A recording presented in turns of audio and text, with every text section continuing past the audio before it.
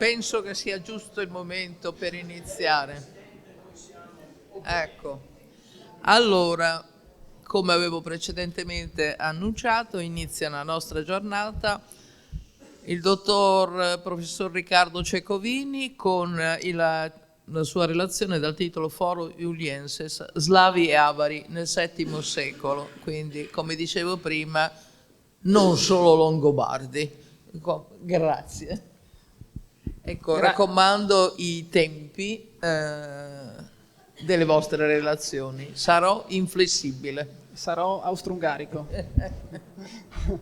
Buongiorno a tutti, grazie per l'invito, grazie agli organizzatori. Allora, posso partire. Questo mio breve scritto affronta quello che fu un momento decisivo della storia della nostra regione, a cavallo tra il VI e il VII secolo. In particolare si concentra su alcuni aspetti della politica estera del Ducato Longobardo del Friuli, nei suoi rapporti con quelli che erano i suoi, possiamo dire, vicini di casa, orientali, gli Avari e gli Slavi. Gli Avari si formarono dall'unione di diversi gruppi di nomadi eurasiatici, i quali sotto la pressione di popolazioni turche, alla metà del VI secolo, mossero verso occidente. Gli Avari erano guidati da un forte potere centrale di tipo ereditario, su base familiare, sostenuto da una cerchia di fedeli capi militari.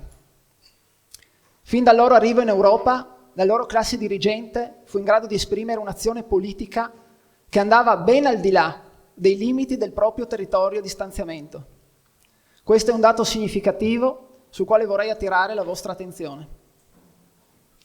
Una volta raggiunta l'area tra il Mar Nero e i Balcani, furono infatti ingaggiati da Giustiniano per combattere altre popolazioni in area pontica.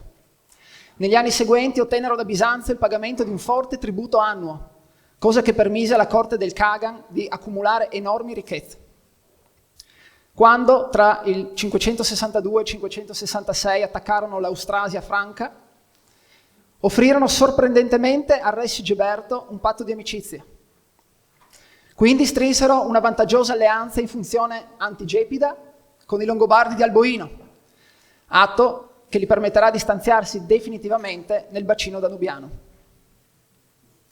Ben documentate sono le numerose iniziative diplomatiche nei confronti dei bizantini tra la seconda metà del VI e la prima metà del VII secolo. Tra la fine del VI secolo e l'inizio del secolo successivo strinsero un accordo di pace con i sovrani merovingi. La loro capacità di muoversi sulla scena internazionale si manifesta anche nelle relazioni con i Longobardi dopo che questi si erano trasferiti in terra italica. Nel 596 stabilirono un'alleanza militare con Agilulfo.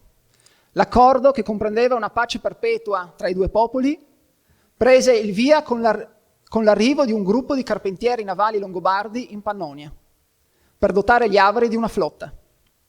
Seguì quindi un'azione predatoria congiunta in Istria. Nel 602, alla ripresa delle ostilità tra Longobardi e Bizantini, gli Avari inviarono ad Agilulfo un contingente militare slavo, grazie al quale il re riuscì a espugnare diverse piazzaforti bizantine in Lombardia.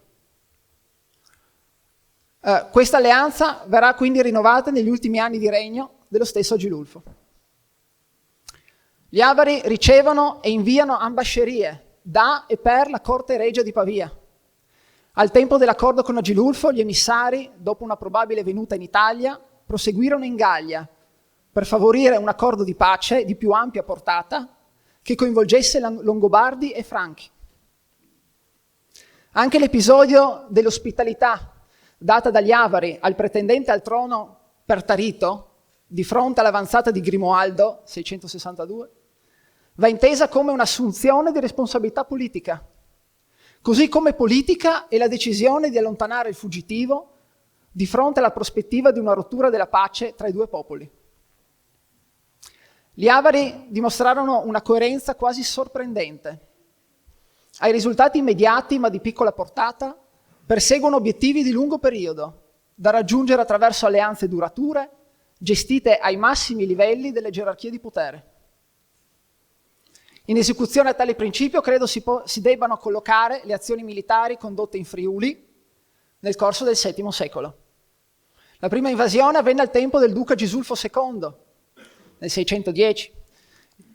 Il mancato intervento dell'esercito regio è stato interpretato come il risultato della volontà di Agilulfo di punire il duca per la sua politica filo-bizantina, anche se la fonte che attesta questo posizionamento di Gisulfo è una lettera di Romano, esarca di Ravenna, che risale solo al 590. Per comprendere le oscillazioni del collocamento politico della corte ducale in questa fase, si deve ricordare che già il padre di Gisulfo II, il duca Grasulfo I, si era accostato alla causa bizantina all'inizio del suo ducato e per questo, come è stato ipotizzato, re Autari aveva inviato un esercito a saccheggiare l'Istria. A perseguire una politica filo-bizantina saranno poi anche i successori di Gisulfo, Cacco e Taso, i quali si metteranno, è il caso di dirlo, nelle mani dell'esarca bizantino. Se soltanto con la nomina di Grasulfo II è possibile ipotizzare un riavvicinamento politico alla corte di Pavia, questo fatto può forse spiegare l'impossibilità della permanenza cividale dei nipoti Grimoaldo e Rodoaldo. Tornando all'invasione del 610, a far riflettere sono anche le modalità di esecuzione. Oltre al saccheggio della regione e alla distruzione di Cividale, gli Avari procedettero all'eliminazione della classe dirigente del ducato. Se una parte di essa cadde sul campo, compreso il duca Gisulfo, sorprende l'accanimento nei confronti dei prigionieri di guerra maschi, uccisi non appena giunti in terra avara. Va infine sottolineato, e questo non è un dato di poco conto, che questa invasione fu condotta dal Kagan in persona. È difficile credere che l'obiettivo dell'azione militare, condotta nei confronti di una regione non contigua all'area di stanziamento avaro, fosse solo il bottino ricavabile dal saccheggio. Tanto più se si considera che in quegli stessi anni il Kaganato viveva la sua età dell'oro. Riceveva da Bisanzio un tributo pari a 120.000 solidi annui e i suoi orizzonti politico-militari si estendevano sull'intera penisola balcanica. L'azione militare andrebbe dunque vista come applicazione concreta di una strategia politica nel quadro dell'alleanza con la corte di Pavia. L'azione maggiormente emblematica è però rappresentata dalla seconda invasione avara del Friuli, avvenuta nel 663. In quell'occasione il re Grimoaldo non si fece scrupoli a richiedere l'intervento degli alleati affinché attaccassero la regione che gli aveva dato i natali. Obiettivo era quello di punire la ribellione del duca Lupo. La vicenda è nota. Gli Avari appaiono come un vero e proprio esercito mercenario al servizio del re longobardo, il quale li usa per realizzare i propri interessi politici, e cioè il consolidamento del potere regio nella Langobardia Maior. Come per l'azione del 610, sembra che la contropartita per l'esercito invasore fosse il bottino ottenuto a spese del ducato. Grimoaldo lasciò fare, ma solo fino a quando lo ritenne opportuno. Il diniego da parte degli Avari di lasciare il Friuli sembra legato alla prospettiva di ottenere più di quanto inizialmente pattuito.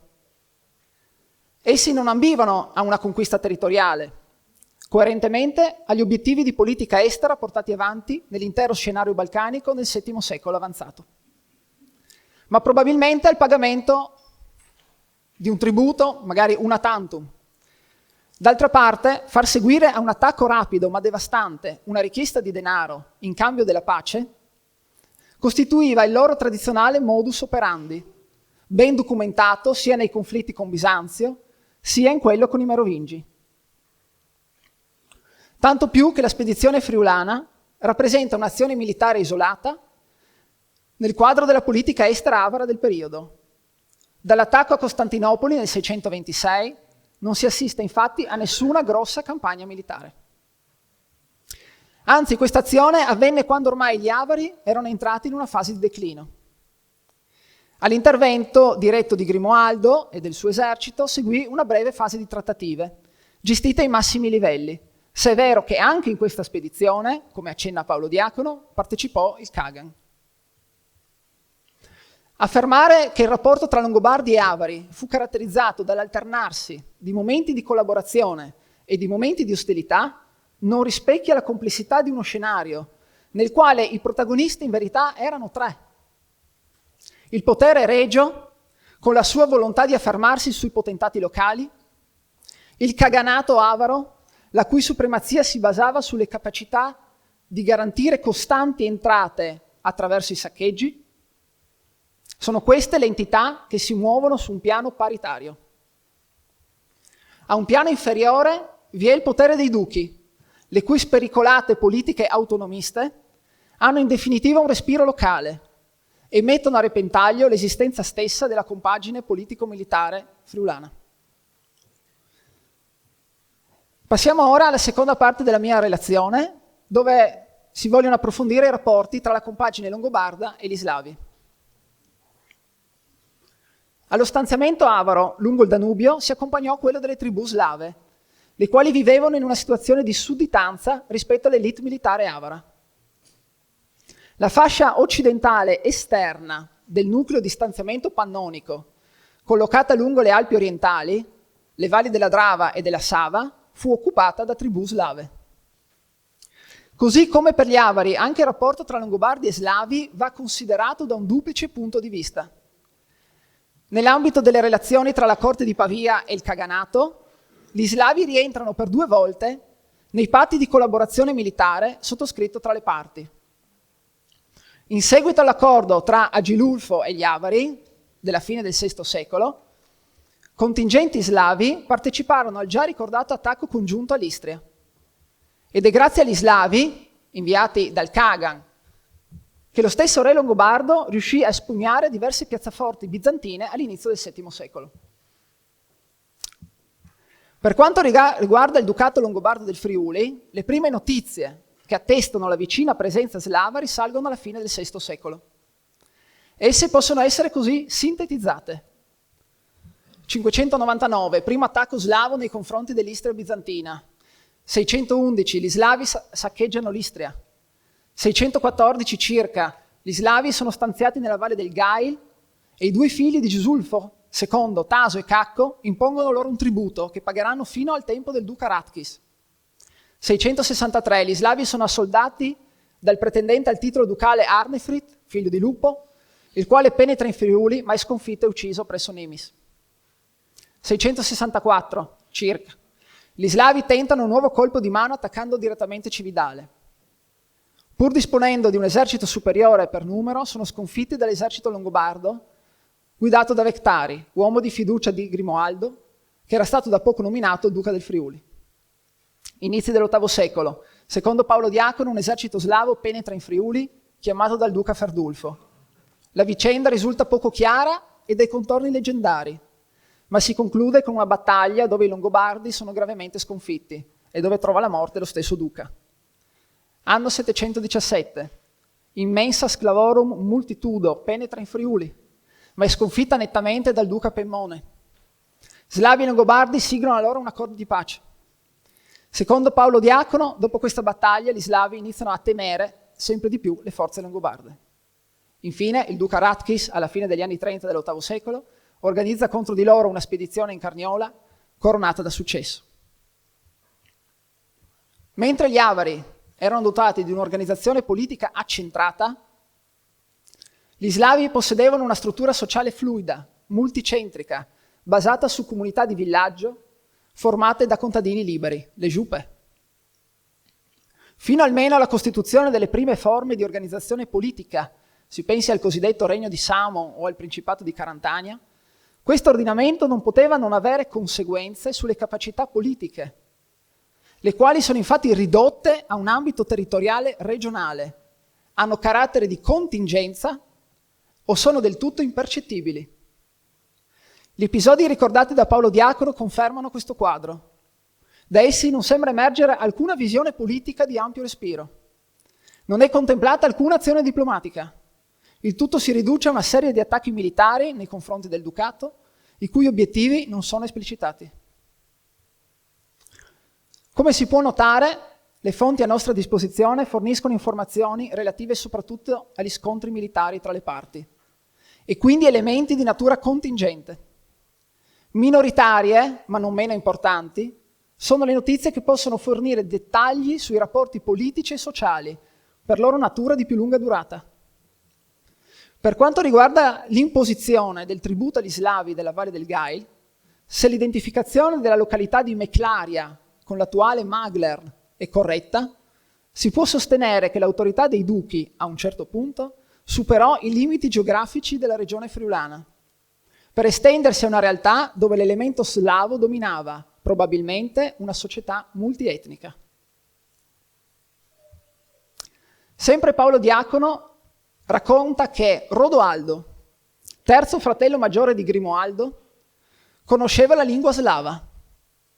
L'unica ipotesi plausibile è che l'avesse appresa durante gli anni giovanili di permanenza in Friuli.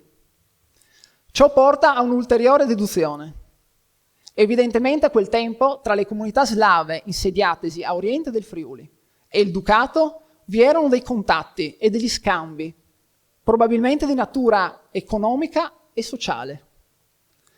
Un altro episodio significativo si svolse al tempo del duca Ferdulfo, inizi dell'VIII secolo, quando alcuni latrunculi sclavorum avevano molestato con azioni di rapina le greggi dei pastori friulani. I fatti dovettero avvenire all'interno del territorio del ducato, se è vero che per catturare i colpevoli era intervenuto un funzionario longobardo, rector per quel luogo. In seguito lo stesso Ferdulfo cercò di assoldare alcuni slavi affinché convincessero il loro esercito a entrare in Friuli. Entrambe le notizie fanno pensare che all'epoca gli stanziamenti slavi avessero ormai raggiunto i limiti orientali del Friuli, cioè un'area assai prossima al centro politico del Ducato. Alcuni dati archeologici recenti sembrano mettere in discussione l'assunto secondo il quale i primi insediamenti slavi in terra friulana risalgano alla fine del IX, inizio dell'XI secolo, la cosiddetta cultura di Kethlak. Mi riferisco al cimitero misto slavo-romanzo individuato sui resti della Basilica di San Martino di Ovaro. Le prime tombe slave sono datate infatti alla fine del VI, inizio del VII secolo. L'area funeraria non doveva servire un unico villaggio, ma doveva fungere da polo di attrazione per un territorio più vasto, dove evidentemente già a quell'epoca si erano stanziate le prime comunità slave. La presenza nel cimitero di sepolture riferibili all'ambito culturale slavo è attestata, pur sporadicamente, fino al X secolo. Un altro sito da ricordare è la necropoli di Belvedere a San Pietro d'Antisone, risalente al VI-VII secolo, dove sono state individuate pratiche funerarie simili a quelle di San Martino di Ovaro. Se ci si sposta nel Goriziano, le prime attestazioni di una presenza slava sembrano essere invece più tarde e dovrebbero risalire alla seconda metà del IX, prima metà del X secolo. Pensiamo ai siti di Mossa e Batuie. Va ricordato, e mi accingo a terminare, qualche minuto, che l'insediamento degli slavi tra l'arco alpino orientale e le Alpi Dinariche, avvenuto tra la fine del VI e l'inizio del VII secolo, ebbe conseguenze notevolissime sugli assetti della regione. Esso causò l'abbandono della maggioranza dei centri fortificati d'altura che si erano sviluppati dalla fine del V secolo. Comportò il crollo definitivo dell'organizzazione ecclesiastica diocesana e la fuga della maggior parte degli abitanti, si presume, verso le coste dell'Istria. Di fatto, come è stato affermato, l'arrivo degli slavi causò l'eclissarsi della civiltà tardo-romana nell'area. Questi aspetti richiamano l'attenzione sul problema dell'estensione dell'autorità longobarda lungo la frontiera nord-orientale del Ducato. Il problema non è quello di dare un significato etnico ai corredi in senso assoluto, ma di collegare questi elementi a una specifica realtà territoriale. In un'area dove si assistette in pochi anni a mutamenti radicali nelle forme endemiche e all'instaurarsi di rapporti spesso conflittuali, credo che espressioni che in altri contesti potrebbero risultare fuorvianti, come controllo del territorio da parte dei Longobardi, possano qui mantenere il loro valore anche per i decenni successivi alla fase di prima occupazione. Le analisi del territorio compreso tra l'Alta Valle del Tagliamento, la Valle del Degano e la Valle del But hanno consentito di individuare decine di siti fortificati e di aree funerarie risalenti alla tarda antichità e all'alto medioevo. In questo settore la presenza nelle sepolture di un corredo d'armi rappresenta un'assoluta rarità. Da qui l'impressione che la presenza dell'aristocrazia militare in età longobarda in questo settore della Carnia fu assai scarsa. Nella piana di Gorizia le necropoli di età longobarda che hanno restituito corredi d'armi sono collocate lungo una linea immediatamente a est dell'Isonzo. Al di là di questo limite, nella media e alta valle del Vipacco non è attestata alcuna sepoltura coeva contenente corredi d'armi. Le necropoli goriziane risalgono a un'epoca successiva alla migrazione longobarda in Italia e si collocano tra la seconda metà del VI e il VII secolo. La maggior parte dei corredi d'armi di età longobarda scoperti sul territorio dell'attuale Slovenia si riferiscono alla seconda metà del VI secolo. Sulla base dei dati archeologici sembra che non tutti i Longobardi, e con essi gli altri gruppi germanici che li accompagnavano, seguirono Alboino nella sua invasione dell'Italia. Alcuni gruppi che si erano stanziati nella regione fin dalla metà del secolo rimasero nei loro insediamenti anche dopo il 568. Particolarmente significativo il caso della vasta necropoli tardo-antica di Crani, dove le numerose sepolture con corredo d'armi si datano fino al 600 circa. Presupponendo che questi gruppi dovevano in qualche misura mantenere dei rapporti con il proprio popolo, si deve pensare che fino all'arrivo degli Slavi la frontiera orientale del Ducato fosse profonda e indefinita. Per la fase successiva le fonti letterarie e i dati archeologici sembrano entrare a volte in contraddizione. Mentre le prime attestano addirittura un avanzamento territoriale del Ducato longobardo in area carinziana, i secondi sembrano indicare un arretramento verso occidente del territorio sul quale i Longobardi esercitavano la loro autorità. Rimane un dato. A causa della prossimità delle rispettive aree di insediamento, i due popoli si trovarono a vivere a stretto contatto, con forme di contrapposizione, ma anche di sovrapposizione, difficilmente definibili nel dettaglio. Ringrazio dell'attenzione. Grazie.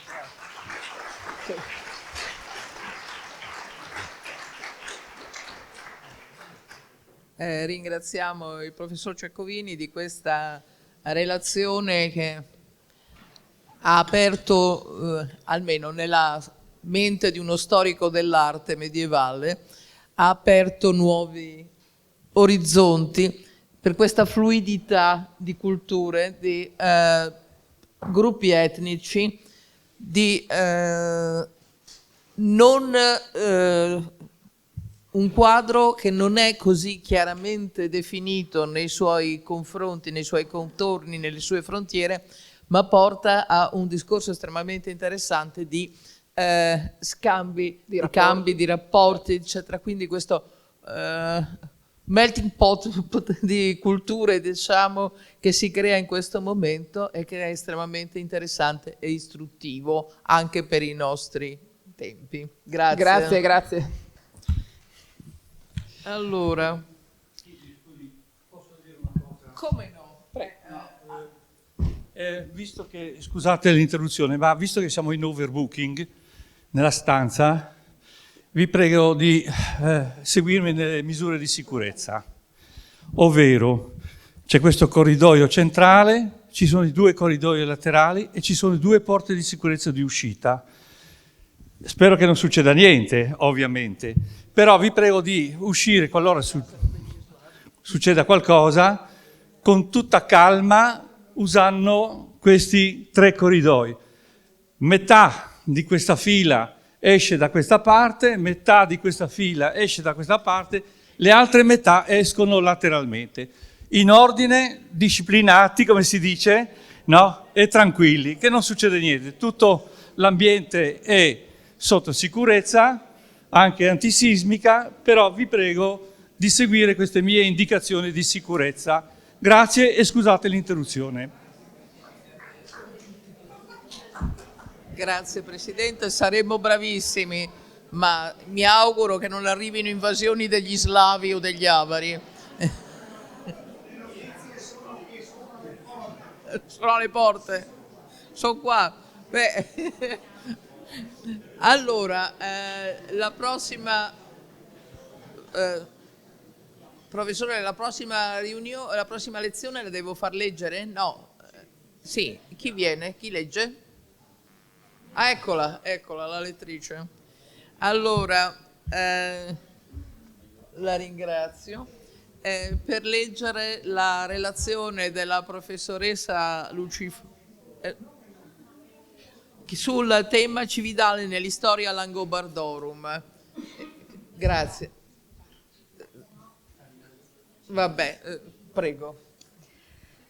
Nell'Historia Langobardorum numerosi sono i loci riferibili a Forum Iuli. Riflettono l'affetto di Paolo Diacono per la città natale, ma ne riflettono soprattutto il ruolo strategico e la rilevanza culturale per l'intera durata del Regno Longobardo e oltre. Non tenterò qui una rassegna che risulterebbe comunque insufficiente, piuttosto mi soffermerò su un episodio marginale, libro quarto, capitolo 37, ma di notevole effetto drammatico e forse anche simbolico.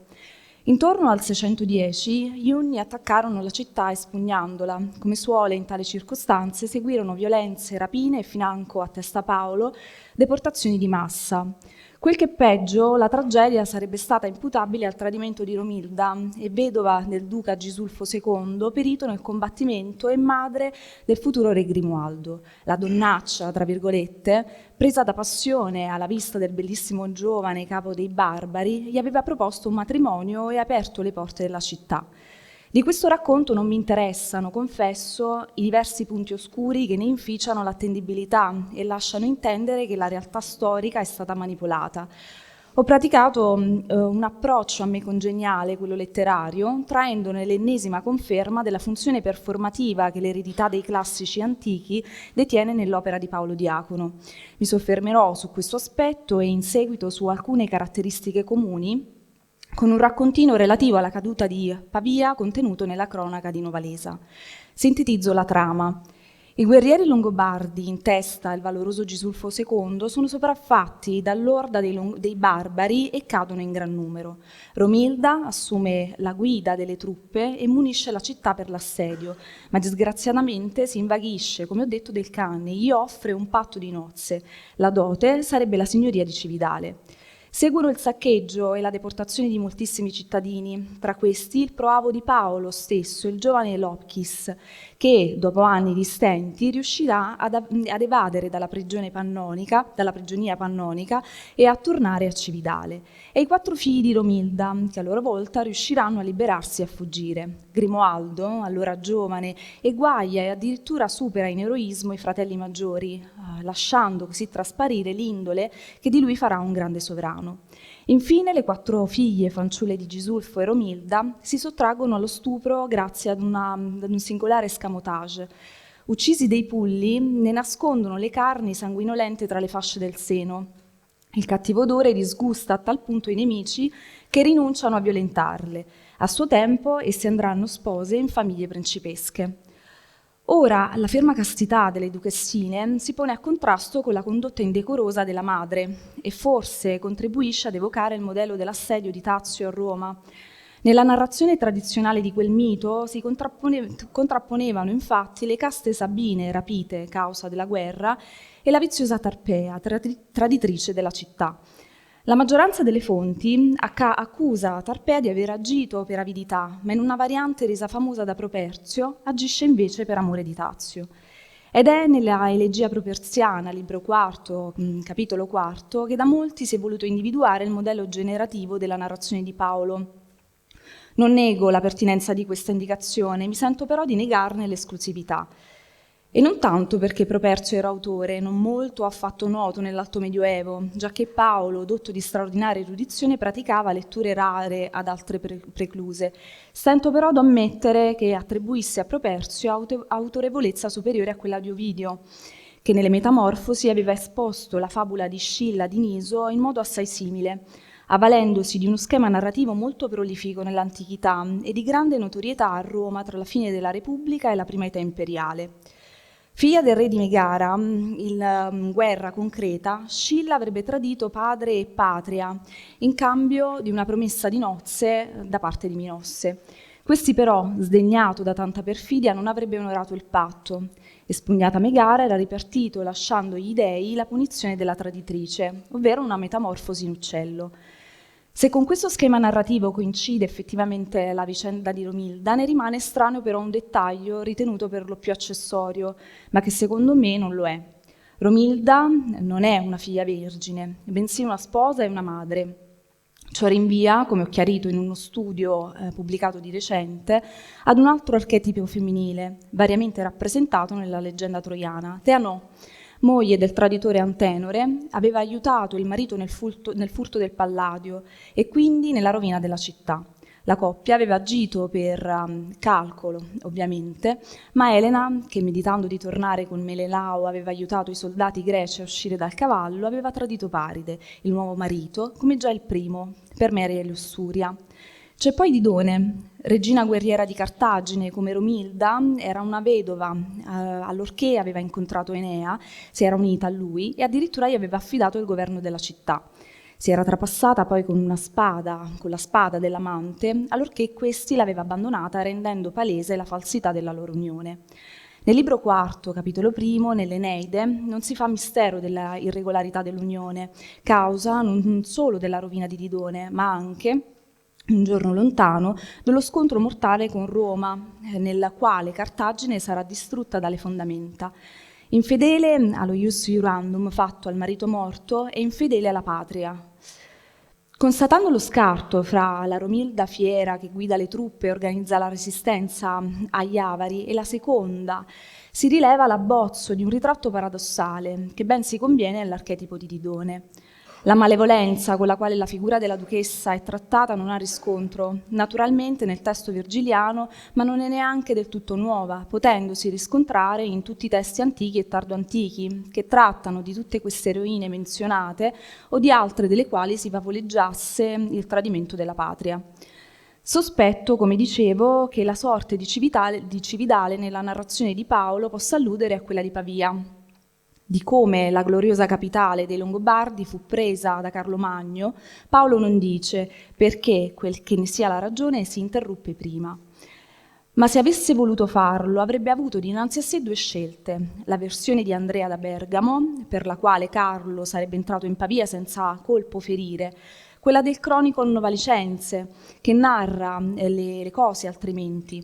Un duro asserio sostenuto dal valoroso Algiso, tra parentesi Adelchi, e dei suoi fedelissimi si sarebbe risolto alla fine per Prodizio. Anche qui un eroe a capo di un manipolo di eroi belli di fama e di sventura, ed anche qui, ne dirò tra un momento, una traditrice, una regia Virgo innamorata del nemico.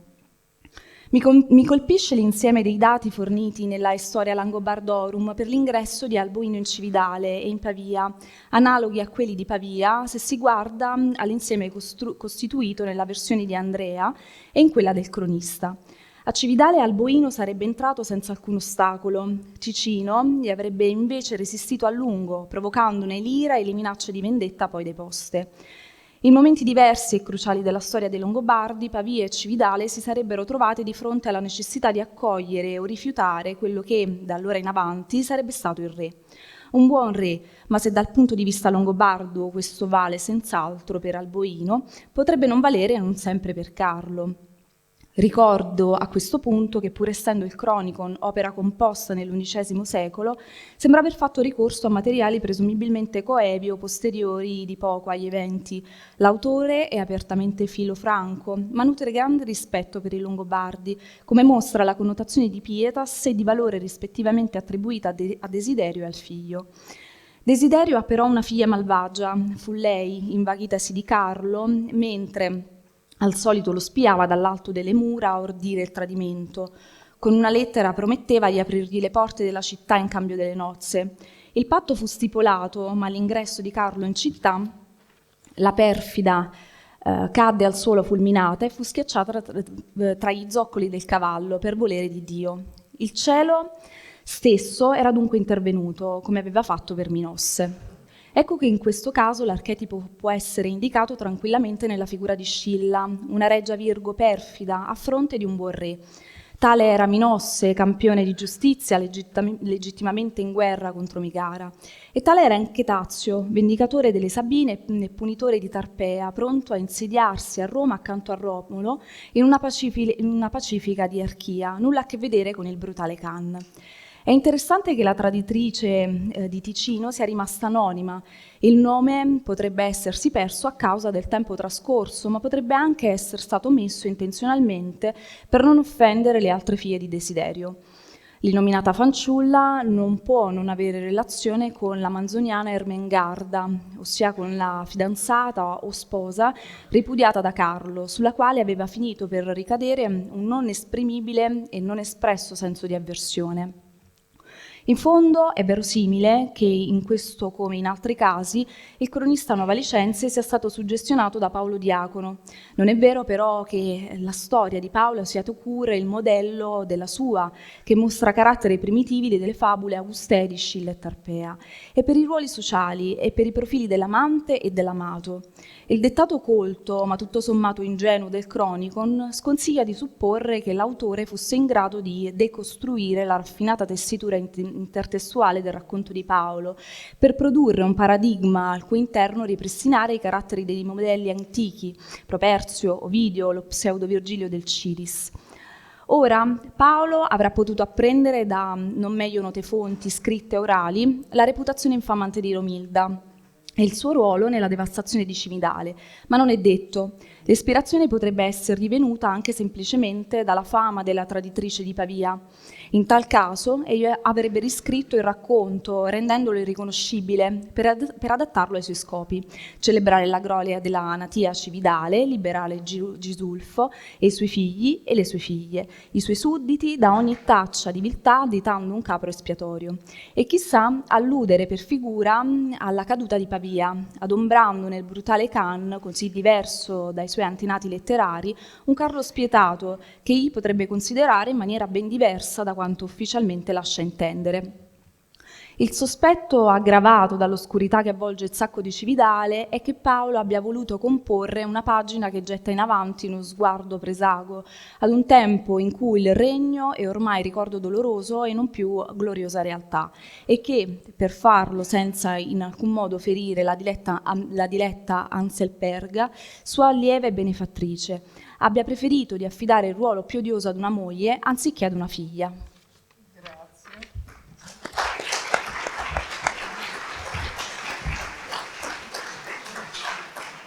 Grazie anche all'attenta lettrice di questa relazione estremamente interessante, in cui mi è balenato un dubbio.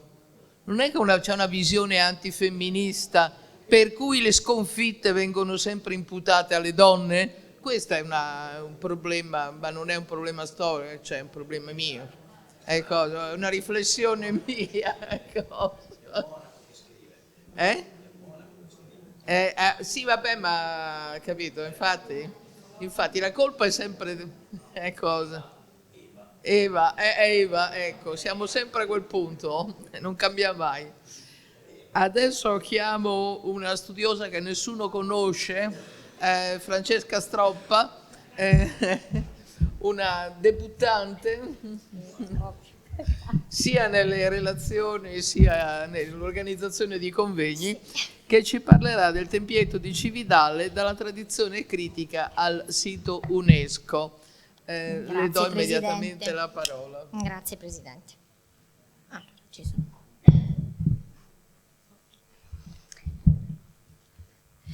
Il tempietto di Cividale diventa un luogo fondamentale per l'iscrizione del sito UNESCO dei Longobardi, che avrà luogo nel 2011.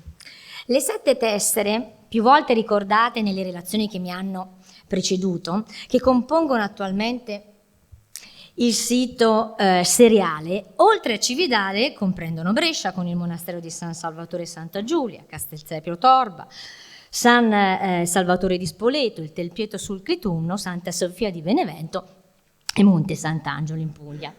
La candidatura, come ha ben ricordato il sindaco Vuga mercoledì mattina, quando abbiamo appena iniziato i lavori congressuali, parte concentrando l'attenzione proprio su Cividale e sui luoghi del potere della comunità longobarda, ma poi si generalizza in un titolo che non focalizza più uno dei siti componenti, optando per i Longobardi in Italia, i luoghi del potere 568-774, cioè vale a dire gli spazi rappresentativi del potere della stirpe longobarda in Italia, dall'arrivo di Alboino nel 568 fino alla sconfitta di Desiderio con l'assedio di Pavia nel 774.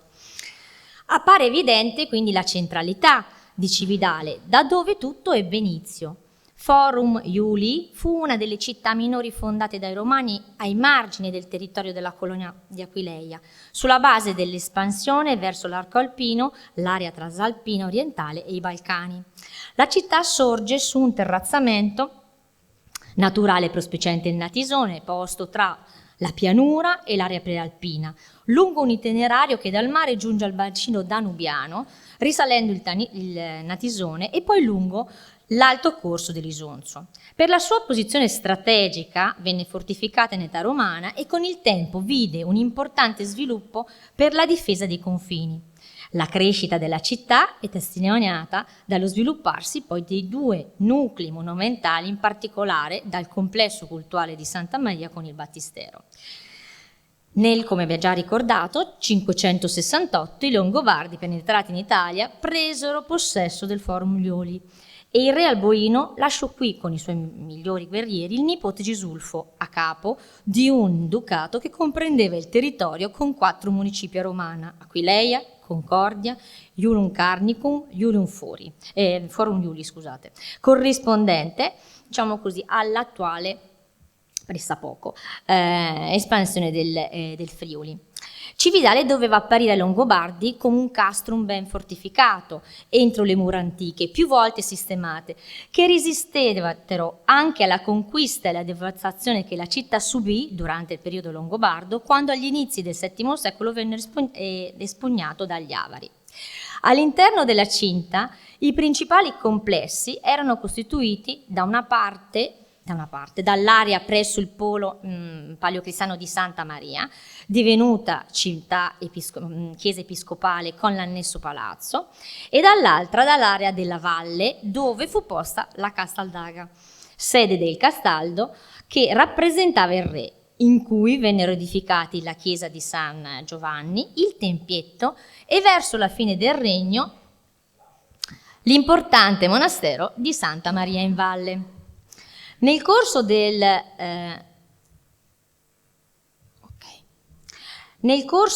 secolo, durante il periodo del duca Pemmone e di suo figlio Rattis, si assistette a un importante sviluppo artistico con l'aiuto di re Liutprando, la cosiddetta Rinascenza liutprandea, quando il patriarca di Aquileia trasferì a Cividale la sua sede nel palazzo a sud-est della Basilica di Santa Maria Assunta.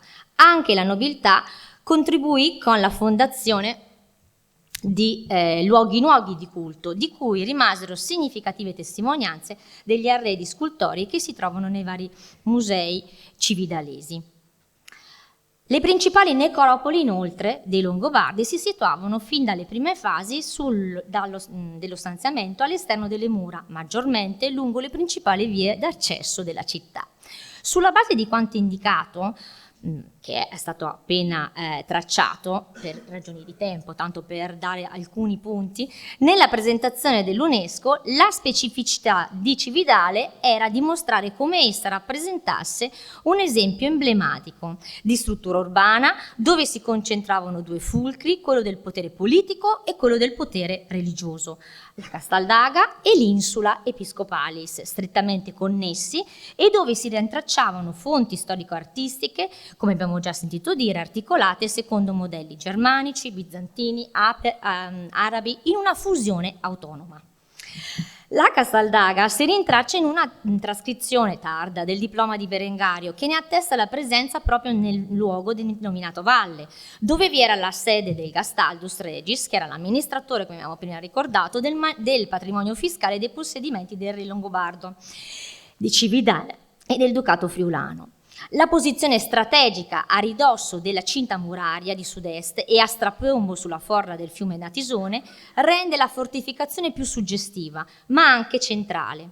In questo contesto laico fu fondato in età longobarda, in un momento inquadrabile tra la metà e il terzo quarto dell'VIII secolo, il monastero di Santa Maria, che inglobò edifici più antichi che costituirono il cuore del complesso monastico. Lo sviluppo del cenobio nei secoli successivi ha reso quasi impercettibili le tracce dell'antico insediamento regio. Resti del palazzo altomedievale del Castaldo emergono, dopo l'indagine di uno dei maggiori studiosi Thorpe di questo monumento, delle evidenze archeologiche emerse proprio presso l'ambiente di raccordo tra il chiostro e il nartece di San Giovanni. Sia la chiesa sia il braccio sud-est infatti sembrano seguire l'orientamento delle antiche strutture. Definita dalla storiografia chiesa palatina della corte regia nella prima età longobarda, divenne poi luogo di culto del monastero. Venne attestata in un diploma dell'830 in cui si concedeva al patriarca di Aquileia la giurisdizione di Santa Maria, la cui struttura confinava con quella del monastero.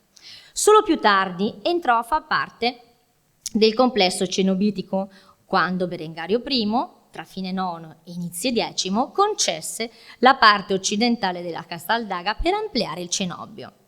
Probabilmente tale situazione derivava dalla necessità di spazio dovuto al trasferimento delle monache, prima residenti a Salt, la cui comunità nell'888 diventava una cella dipendente dal monastero di Sesto a Renghena.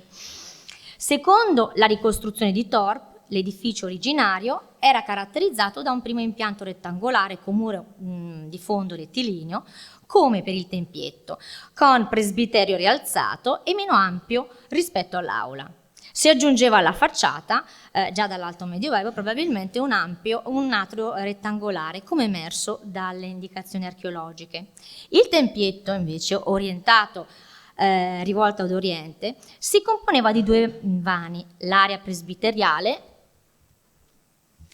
coperta da 3 volte a botte, e l'ala a pianta quasi quadrata coperta da una volta a crociera, costruita dopo il crollo del XIII secolo, sempre per cataclismi. Alcuni studiosi pensano anche alla presenza di un nartece nella fase originaria. Secondo la critica, l'interno presentava un alto zoccolo in marmo sopra il quale si snodava la complessa decorazione della fascia mediana ad affresco con figure santorali distribuite ai fianchi dai 3 archivolti, di cui quello centrale fregiato dalla ghiera con tralcio vitineo in stucco e la lunetta con Cristo tra gli arcangeli Michele e Gabriele, composto su modelli orientali. Correva lungo la parete una scritta dedicatoria in esametri su un nastro dal fondo porpureo. Nel registro superiore le pareti erano scandite da 5 monofore e ai lati di queste aperture si posizionavano 6 figure femminili, 3 per lato, lo vediamo nella parete occidentale, 2 monache e 3 sante, distinti da abiti sontuosi di matrice bizantina, con fregi che si riscontrano ad esempio negli avori o nei dittici orientali, e della corona del martirio posta sul capo. Reggono in mano la croce e corone votive confrontabili con quelle che noi ritroviamo ancora adesso nel tesoro di Monza o in quello spagnolo del tempo dei Visigoti di Guarazar. La teoria, secondo la critica, continuava anche nelle pareti settentrionali e meridionali. I primi interventi del tempietto, dopo la fase longobarda, furono eseguiti dopo il trasferimento delle monache di Salt dalla comunità cividalese, alla fine quindi del IX secolo. A questa situazione si ricollega la collocazione del presbiterio del sarcofago che reimpostava e quindi reimpiegava 2 lastre scolpite appartenenti a un ambone di VIII secolo, destinate a contenere le reliquie di Piltrude, che era la fondatrice del monastero di Salt e che era madre di 3 figli, a cui si deve la fondazione proprio del cenobio di Sesto a Regena.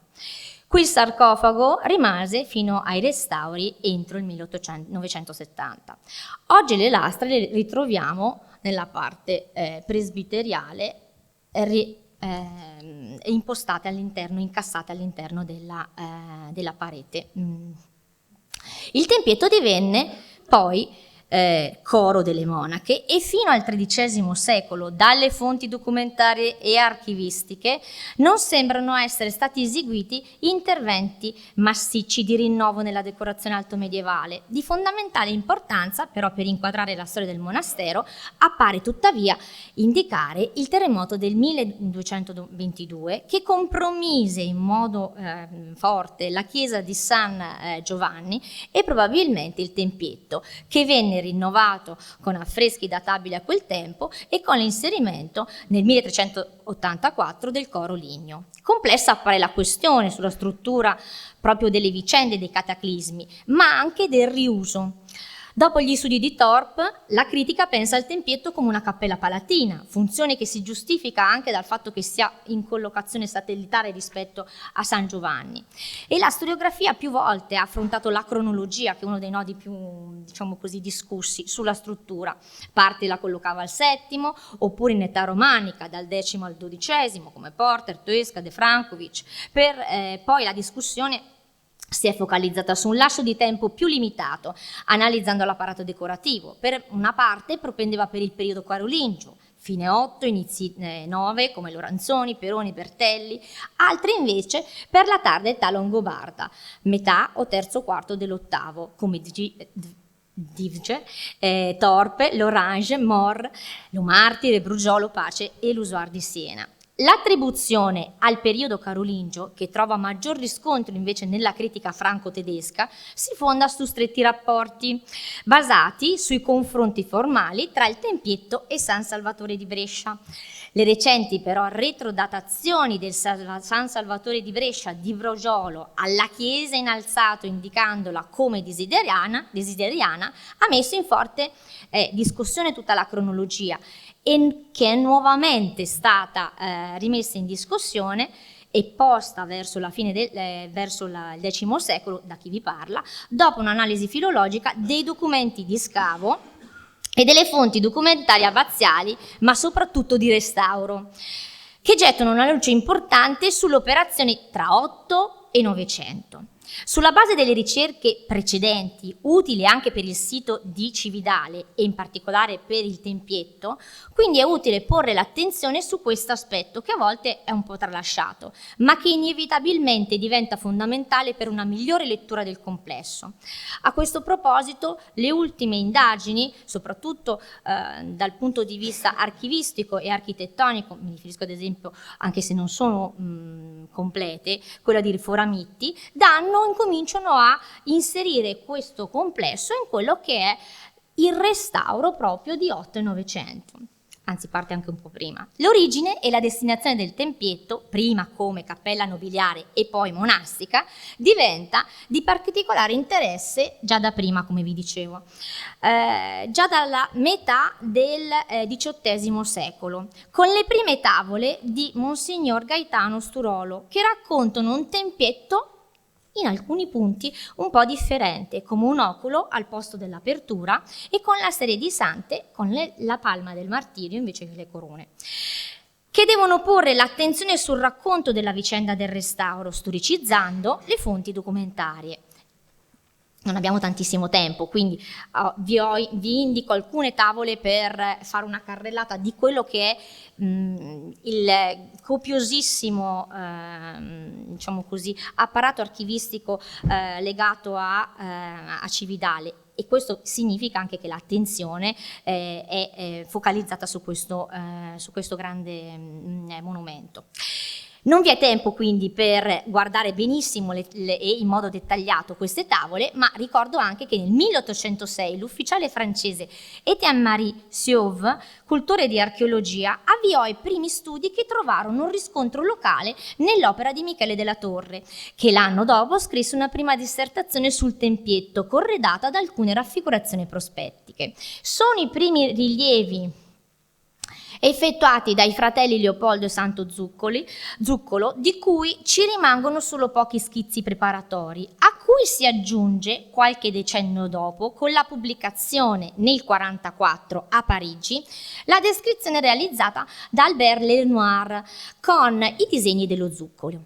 Siamo in un periodo fecondo per la ripresa del Medioevo e la costruzione del concetto di restauro che parte da lontano e che si avvicina alla figura di Aubin-Louis Millin. La professoressa Righetti più volte ha curato anche delle mostre e dei lavori su questa figura di archeologo francese che arriva fino alla Puglia e va a recuperare questi siti che sono siti dell'antichità, ma che in età romantica diventa fondamentale per leggere le radici, l'identità delle nazioni che si stava costituendo sulla base di un passato mitico e di un popolo come quello dei Longobardi, che, come ha ricordato anche la professoressa Gavinelli nella prima giornata, ha già dal XII secolo identificato con il loro nome coloro che abitano nell'Italia settentrionale e che nel passato tentarono una sorta di prima unificazione, progetto poi interrotto dai Carolingi con l'arrivo dei Franchi.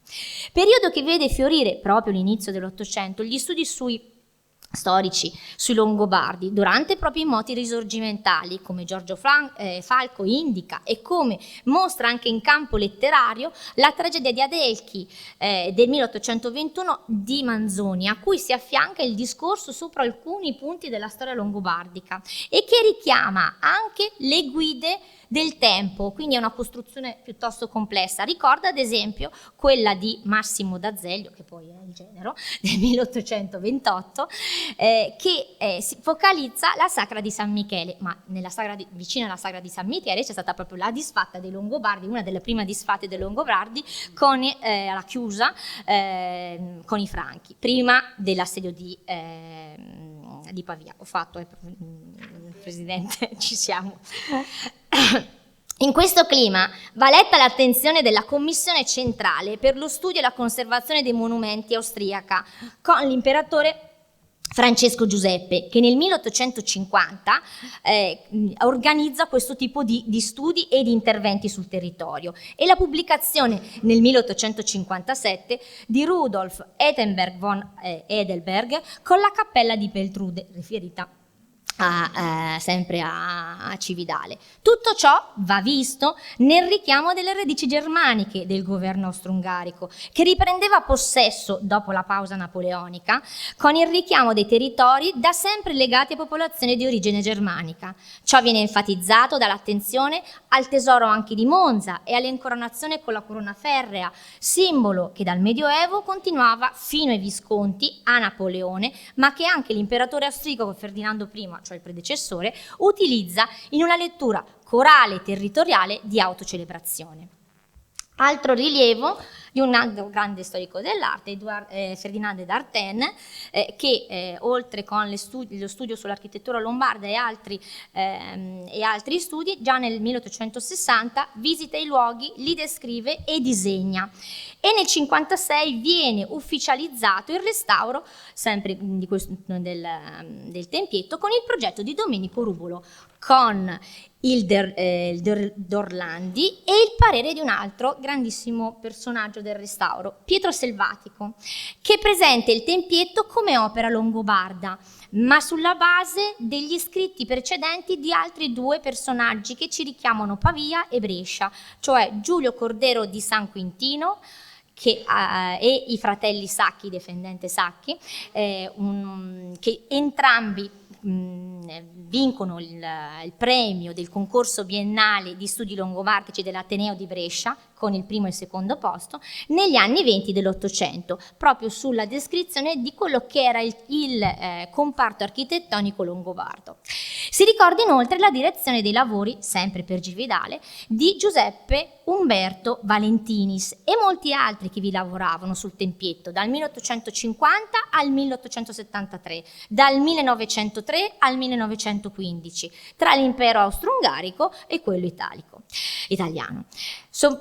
portati sicuramente dalle commissioni storiche, da quelle archeologiche e anche dagli inventari. Ricordiamo ad esempio quello di Giovanni Battista Cavalcaselle, che è utile a ricostruire tutto questo, diciamo così, humus culturale ma anche di azione su questi monumenti. Queste prime esperienze di restauro poi vanno lette in un quadro europeo, collegandole a grandi figure di architetti che hanno posizioni differenti, però ci fanno capire come piano piano il concetto di restauro, che noi pensiamo adesso molto filologico, molto puntuale, si è dovuto organizzare. E pensiamo a Viollet-le-Duc in Francia, con tutti i rifacimenti anche in modo fantasioso, oppure l'idea della rovina di John Ruskin e quindi diciamo così, di questo personaggio inglese, che però in questi anni frequenta Venezia con le pietre di Venezia, uno dei testi fondamentali, per cercare di capire come il contesto culturale di questo momento si sta sviluppando. E poi bisogna collegarlo per avere un'ampia visuale ad altri due siti. Non solo Cividale va letto in modo filologico, ma anche collegato a San Salvatore di Brescia e ad esempio anche all'altro, che è un po' più ad ovest, l'altro sito Brescia di Castelseprio,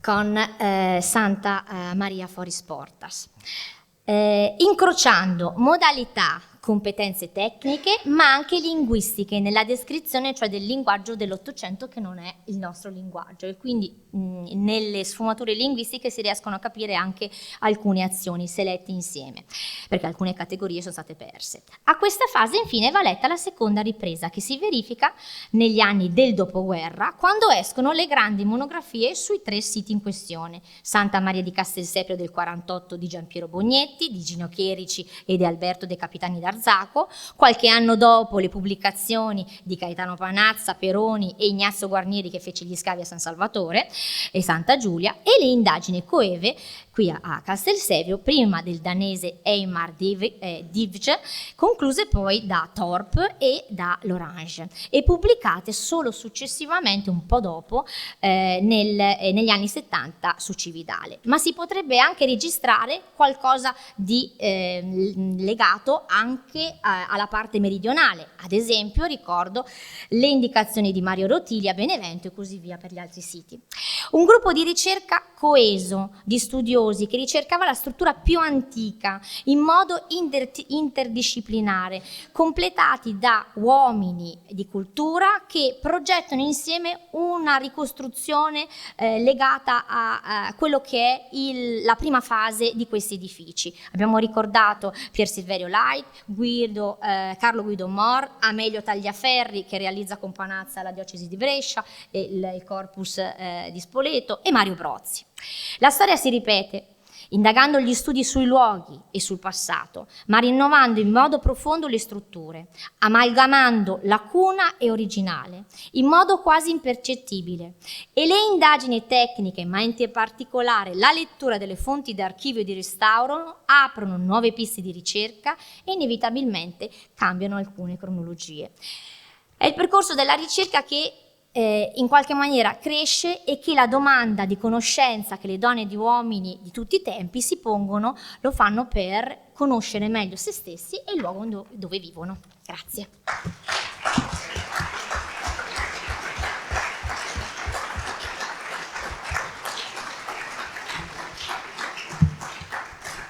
Grazie Francesca per questa bella non direi comunicazione, un bell'intervento che ci apre tanti dubbi, bellissimo, cioè i convegni invece di chiarire, di lasciarci nelle nostre certezze, ce ne aprono sempre di nuove, e di questo ringraziamo dell'auspicio che la ricerca vada sempre avanti. Grazie.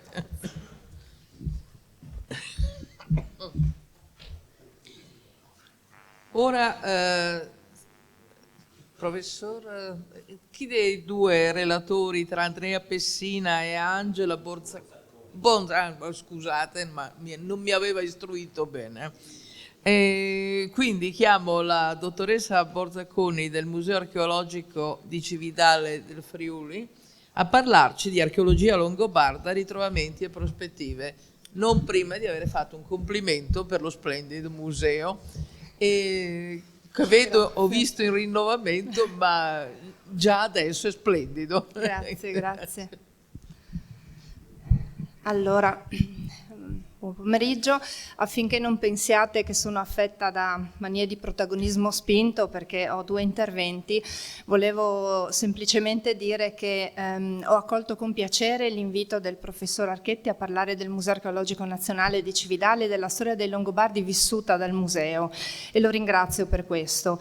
Invece questo intervento che faccio adesso è stato stimolato dalla soprintendenza nella volontà di rendere disponibile un quadro di archeologia con le ultime novità per dare un contributo a questo convegno, e direi che è stata una richiesta appropriatissima. Quindi vi porto i saluti di Andrea Pessina, del soprintendente, che non ha potuto essere qui, e mi accingo subito a cominciare. Senza dare nulla per scontato, voglio fare una piccola premessa. Innanzitutto, quando si parla di archeologia urbana, che è bellissima, è forse l'archeologia è la mia grande passione, perché è molto difficile, però è anche molto gratificante, ed è un'archeologia che non può percorrere mai dei percorsi autonomi di ricerca, deve sempre cogliere delle occasioni, e le occasioni sono sempre degli scavi, degli squarci che si aprono nel tessuto urbano, e di quelli bisogna approfittare, proprio perché scavare in città appunto non è sempre possibile. Quindi tutti i dati che noi abbiamo dell'archeologia urbana sono dati recuperati da un'archeologia di emergenza, e di conseguenza voglio anche dirvi che per costruire un dato archeologico all'interno in un ambito urbano ci vogliono tanti anni, e bisogna mangiare tanta terra, tantissima, e digerirla, perché bisogna ricostruire delle periodizzazioni, e questo si può fare quando ci sono degli scavi molto ampi, dove si possono vedere delle dinamiche, si possono cogliere delle caratteristiche, fare delle periodizzazioni. Ma poi bisogna essere in grado di leggere anche piccole finestre, e per fare questo ci vuole tanto tempo. Quindi poi alla fine tutto torna, insomma, nel senso che alla fine non si butta via niente, però è tutto molto lungo, se volete. Qui vi ho portato solamente alcuni scavi, che ho preso un paio di scavi a caso per farvi vedere, recenti, per farvi vedere anche i contesti in cui appunto si recuperano questi dati. Io non vi parlo di dati di scavo, dati su cui stiamo lavorando, stiamo elaborando, con una prospettiva di restituire a una comunità scientifica, ma anche alla comunità a cui questi dati appartengono, un racconto di una città che è una città importante in periodo alto medievale. Quindi scavi ampi, scavi piccole finestre, in cui abbiamo potuto costruire delle seriazioni con la stratigrafia muraria, con la stratigrafia orizzontale, quindi dei depositi archeologici.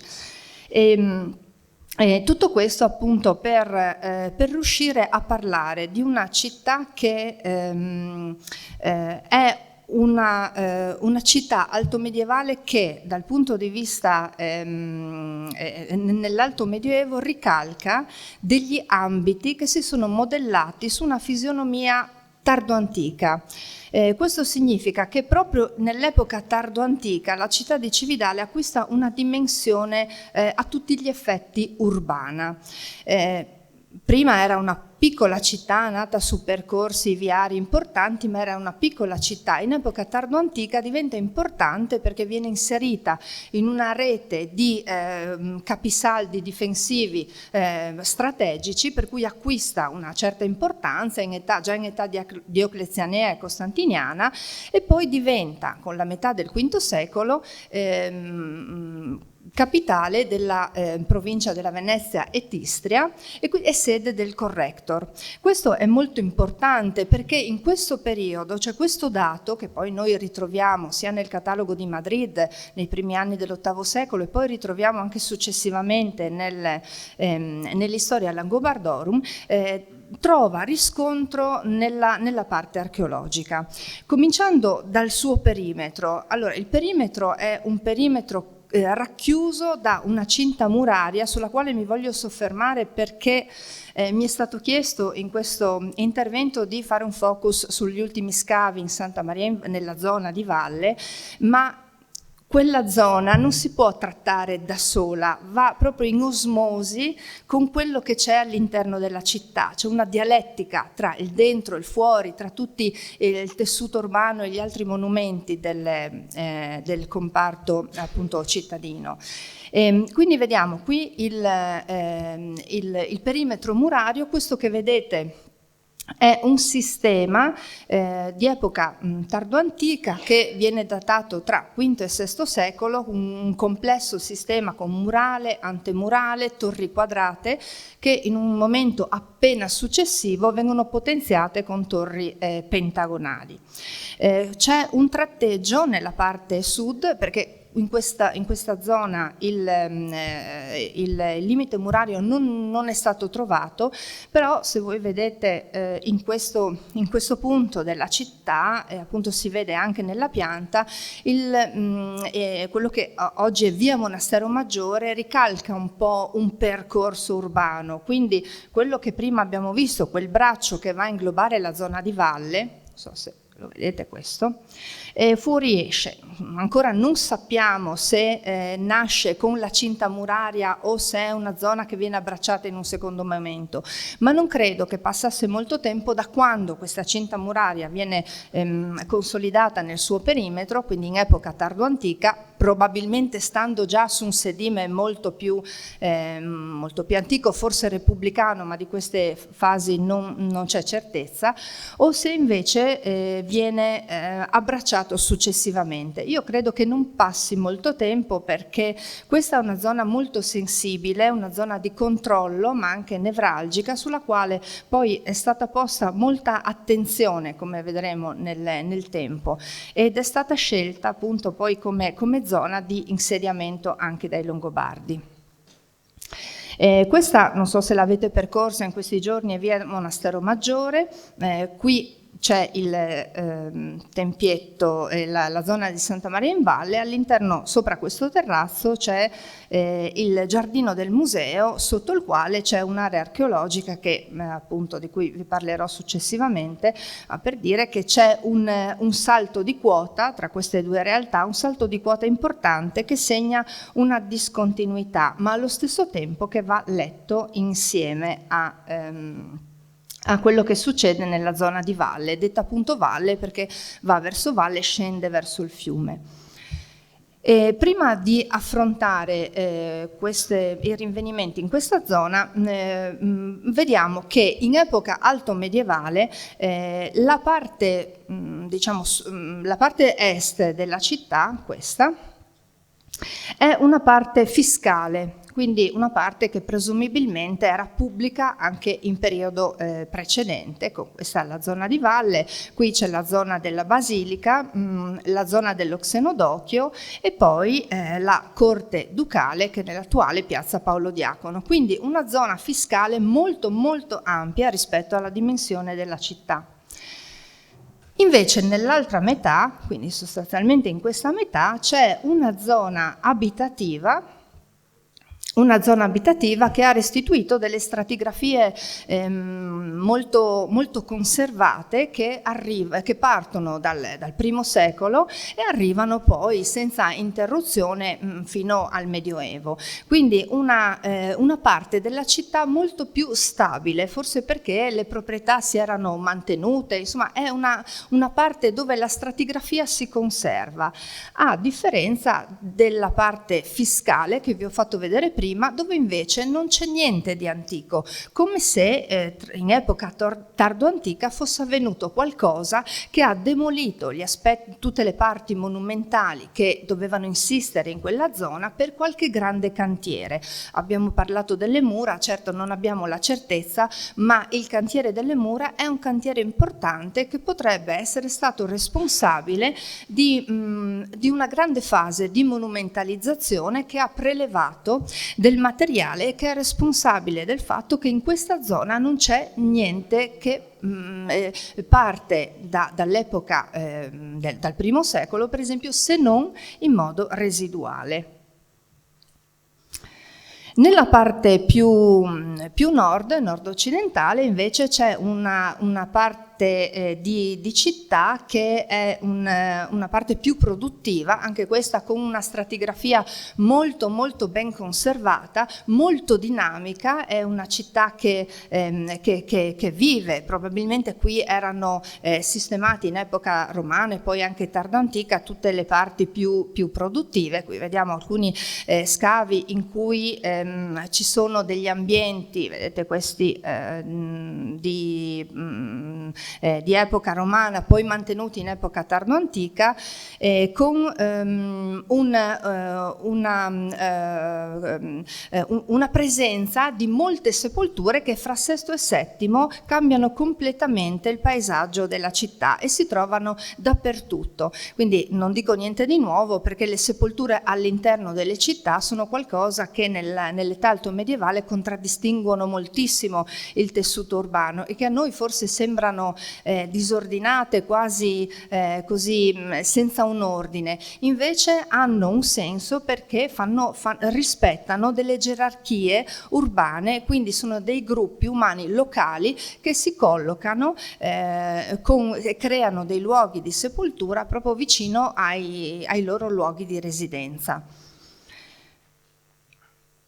Un altro passaggio urbano, un altro momento molto importante del cambiamento urbano è proprio quello che avviene nell'VIII secolo, quando invece tutte queste sepolture vengono aggregate attorno ai luoghi di culto e quindi si assiste ad un altro cambio importante.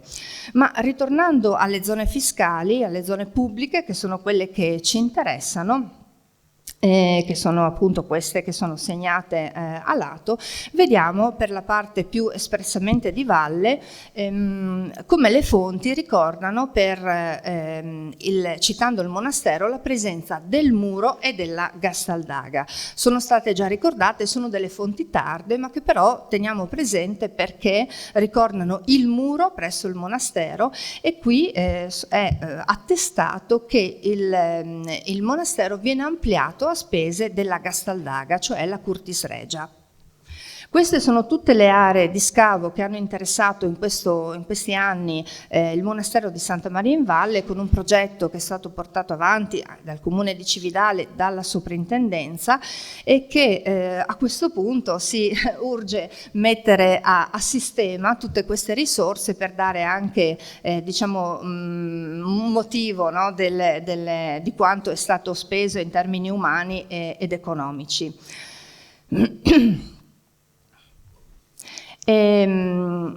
Sempre parlando del muro, il muro della città, che era già stato segnalato come ipotesi negli anni 50, è stato infatti trovato, ed è il muro di cinta, quello che abbiamo visto all'inizio, a cui si appoggia il tempietto, e che lo vediamo anche meglio in questa immagine.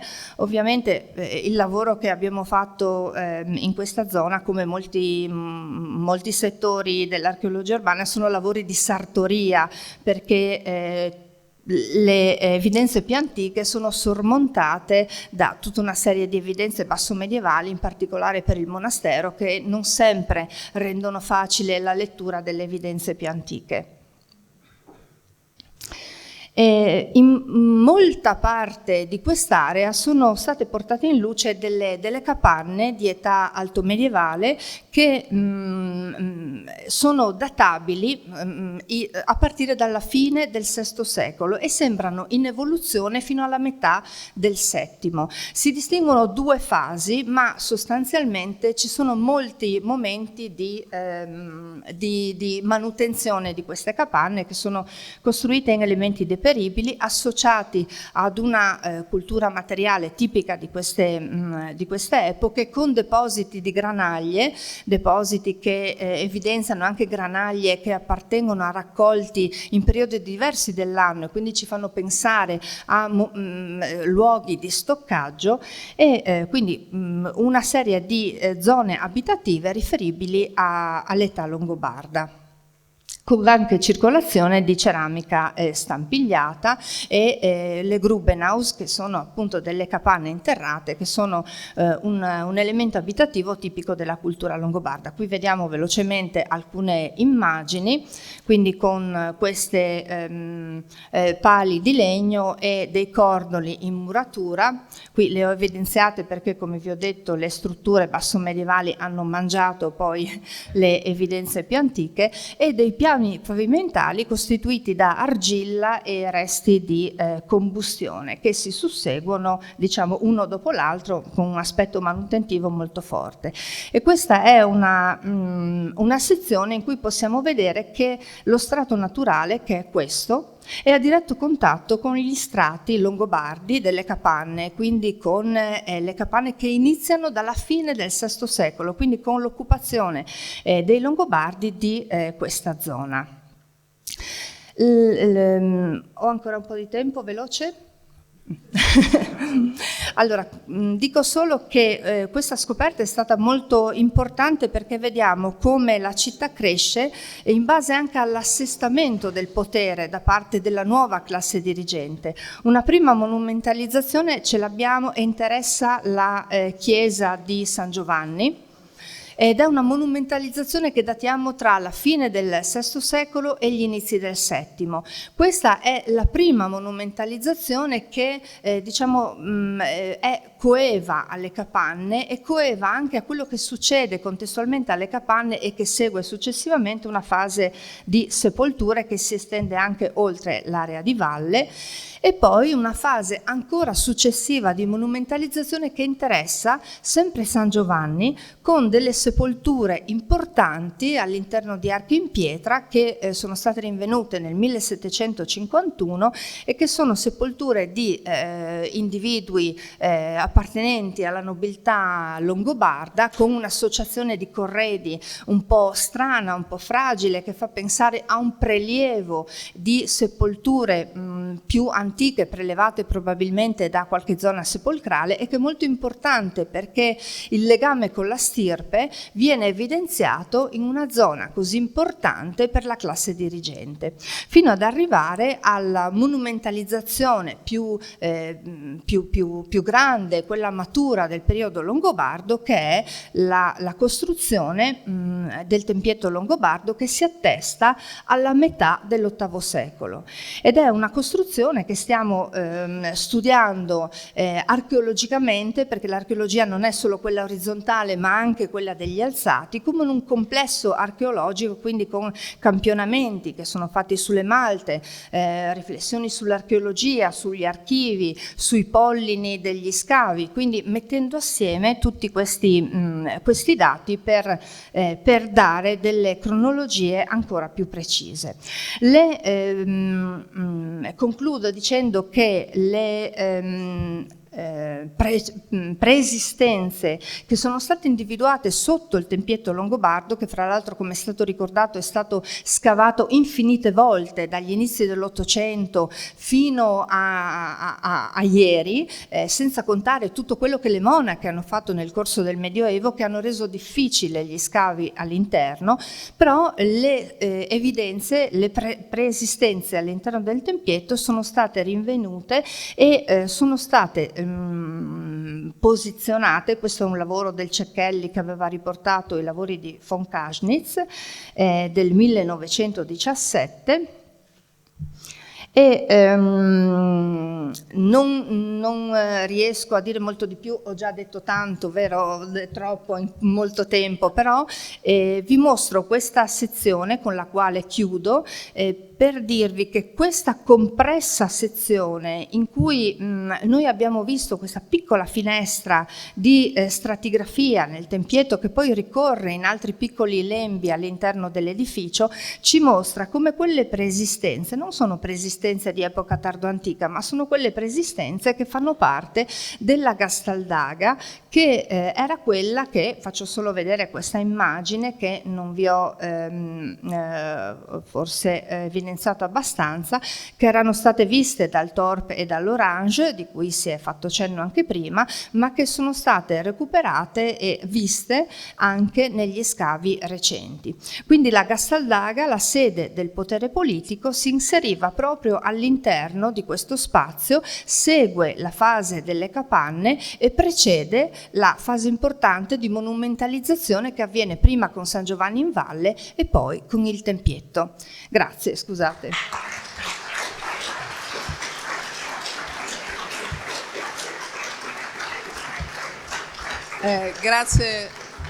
Grazie a lei. Mi dispiace che i tempi compressi e ristretti, ci sarebbe stato da passarci un intero pomeriggio ad ascoltare questa evoluzione di una zona fondamentale. Grazie, dottoressa. E la prima parte della mattina ha ancora una comunicazione che è archeologia longobarda. No, scusate, ho fatto un macello. C'è la pausa, scusate, ma mi ero emozionata a sentire tutte queste meraviglie. Quindi 10 minuti, un quarto d'ora? Un quarto d'ora, dice il nostro Presidente, di riposo. Grazie.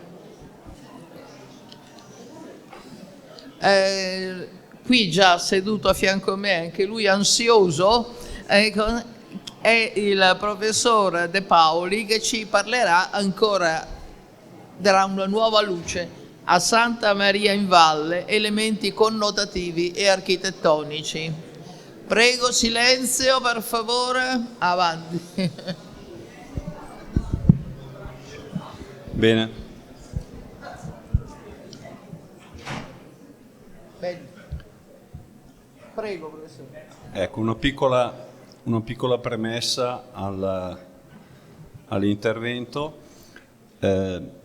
L'obiettivo della ricerca è quello di rappresentare in maniera tridimensionale, ma anche con tecnologie avanzate, soprattutto le fonti iconografiche che riguardano il monastero di Santa Maria in Valle e in particolar modo il Tempietto. Alcune delle cose che dovevo dire sono già state dette negli interventi precedenti e questo mi facilita perché potrò concentrare l'attenzione su alcuni aspetti che mi interessano molto. Innanzitutto il fatto della rappresentazione delle tecnologie legate alla modellazione e alla realtà virtuale, che dà la possibilità, come tutti sanno, di visualizzare progetti che non sono stati realizzati, progetti costruiti che attualmente non esistono più perché sono stati distrutti, e non solo, quindi lo stato di fatto. Ecco, in questo senso il mio scopo è quello di andare ad analizzare, e adesso vi farò vedere in parte cose che avete già visto, in parte invece aspetti iconografici che non sono ancora stati visti, ma con lo scopo appunto di da un lato visualizzarli, modellarli, e dall'altro cercare poi di trovare un modo per tutta questa complessità riuscire ad averla in poco tempo. Parlo ad esempio delle Digital Humanities, lo standard TEI, la codifica HML, che dà con dei sistemi di codifica particolari, che adesso non mi sembra questo il momento di analizzare, ma che danno la possibilità di analizzare in maniera oggettiva, di tradurre, di trascrivere soprattutto la marcatura dei testi. Ecco, questo può avvenire, e già avviene dal 1987, può avvenire sui testi, può avvenire anche sui luoghi, può avvenire anche sulle fonti iconografiche, quindi il mio obiettivo è quello poi di applicare questa metodologia, questa tecnologia agli elaborati che credo ai più saranno noti, quindi questo è il taglio. Abbiamo già visto nell'intervento precedente le caratteristiche del luogo all'interno del quale si colloca il monastero di Santa Maria in Valle. Io ribadisco la relazione con il Natisone, con un corso d'acqua, ribadisco la relazione attuale con delle mura urbiche, la relazione con alcuni edifici importanti del tessuto urbano, ad esempio il Duomo, e poi all'interno del monastero, del complesso, di qui la necessità di visualizzare l'immagine alla vostra destra, questo edificio che in parte probabilmente era molto visibile, poi è stato inglobato dalle mura e poi in una sorta di ossimoro ha trovato vicende che fra poco andremo a vedere analizzando la cronotassi relativa alla iconografia rivolta soprattutto al XIX e al XX secolo. Quindi l'impostazione della ricerca è, alcuni di questi punti sono già stati trattati, quindi sorvolerò, parte e cerca di individuare dei momenti nei quali l'edificio subisce delle modifiche.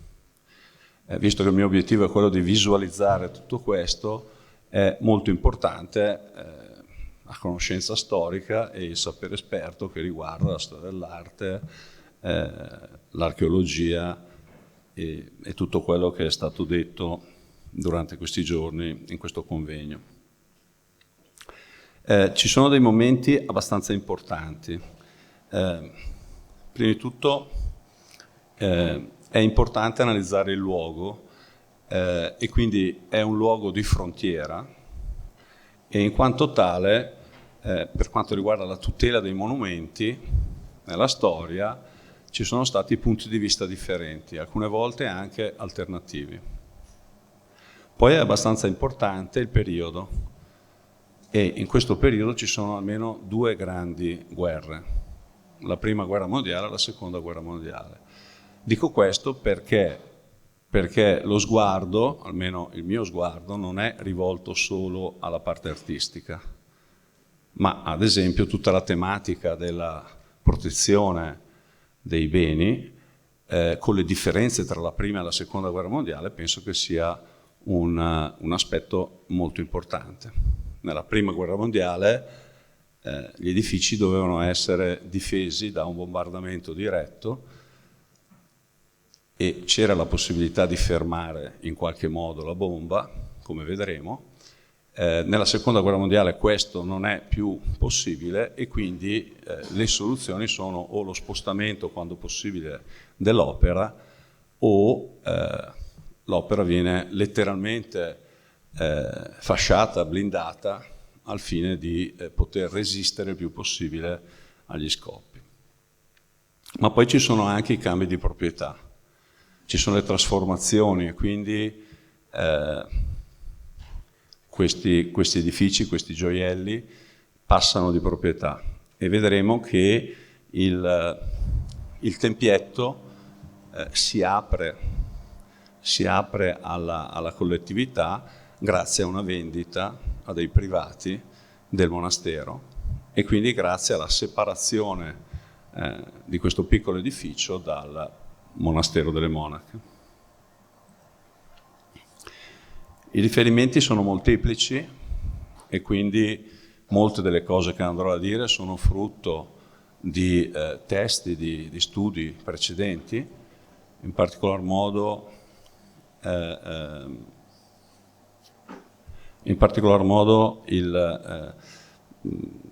l'ultimo testo, credo, che si riferisce a una campagna di rilievo molto importante. Io di solito eseguo la modellazione tridimensionale il rilievo laser scanner dei monumenti che analizzo, qui è già stato fatto in maniera ottima dal 2012 al 2016 e c'è anche una pubblicazione che è quella curata da Alessandra Quendolo, Daniele Omenetto e Nicola Badan.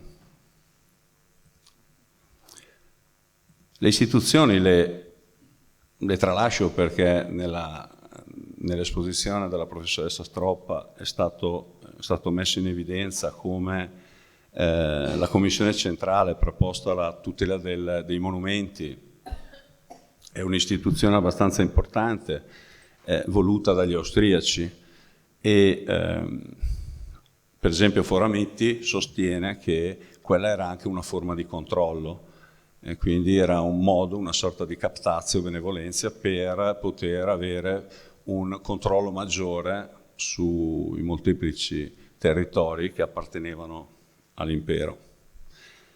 Però questo dà la possibilità a un certo punto di avere i fondi per poter intervenire con un'opera di restauro che viene coordinata da Valentinis, che è già stato citato in precedenza. Prima di vedere velocemente la parte iconografica, mi interessano le conclusioni che Foramitti fa rispetto alle istituzioni. Dice: da parte italiana infatti il lavoro svolto dalla Commissione centrale austriaca è stata immediatamente dimenticata o addirittura smentita. Da parte austriaca c'è stata una sorta di rimozione della memoria delle vicende legate alla perdita, al perduto territorio. Credo che quindi sia una doppia sconfitta quando non si co-costruisce qualche cosa legato a un processo di conoscenza e quant'altro, e quando questo processo non è interdisciplinare. Dicevo prima che mi occupo di tecnologie, quindi approfitto, visto che non ho più tantissimo tempo, approfitto per farvi vedere cosa intendo per visualizzazione. Siamo abituati a vedere un'immagine alla volta, o i più fanno questo, come siamo abituati a vedere la nuvola di punti, ma la nuvola di punti, se qui c'è qualche tecnico, è pesante, quindi è difficile da utilizzare. Quindi mi interessano di più delle tecnologie pro domo sapere esperto che danno la possibilità di effettuare delle visualizzazioni di un certo tipo. Immaginiamo in questo momento di voler visualizzare la zona che stiamo analizzando e immaginiamo di visualizzarla nella sua globalità. È assolutamente convenzionale quello che vi faccio vedere. Io cosa posso fare? Posso vedere, e queste sono le viste associative, posso vedere l'animazione di quello che sto analizzando, ma posso vedere anche la pianta, ma posso vedere anche dei prospetti. Qui ho un navigator con 12 viste, potrei vedere il prospetto, una sonometria, un'altra sonometria, e diciamo che con questo intendo uno sguardo picassiano da più punti di vista, dove chiaramente persone competenti possono vedere le cose, perché un conto è descriverle e un conto è vederle, percepirle immediatamente. E poi, attraverso questo, qui ci sono delle tavole del Torp, che non disegna lui, ma lui e il suo maestro L'Orange realizzano questa campagna di rilievi molto bella, e quindi questa è una possibilità. Come una possibilità ulteriore serve quella di cambiare scala, quindi dire, vabbè, fammi vedere il prospetto ovest, la parete ovest di cui tanto si parla in un modo o nell'altro. Allora in questo caso vedete che io posso rappresentare solo la parete ovest e posso quindi vedere i rapporti in maniera dinamica che esistono tra quel documento, ho messo quello ma potrebbe essere qualsiasi altro, è convenzionale, e il rilievo che sto facendo e gli scavi archeologici che abbiamo visto prima e la modellazione che sicuramente nei contributi degli atti avrò terminato, e quindi potrò anche mettere qualche screenshot o qualche vista di quel tipo. Chiudo questa parte facendo vedere come le viste poi possono non essere ancora, questo non è un modello, è una linea 3D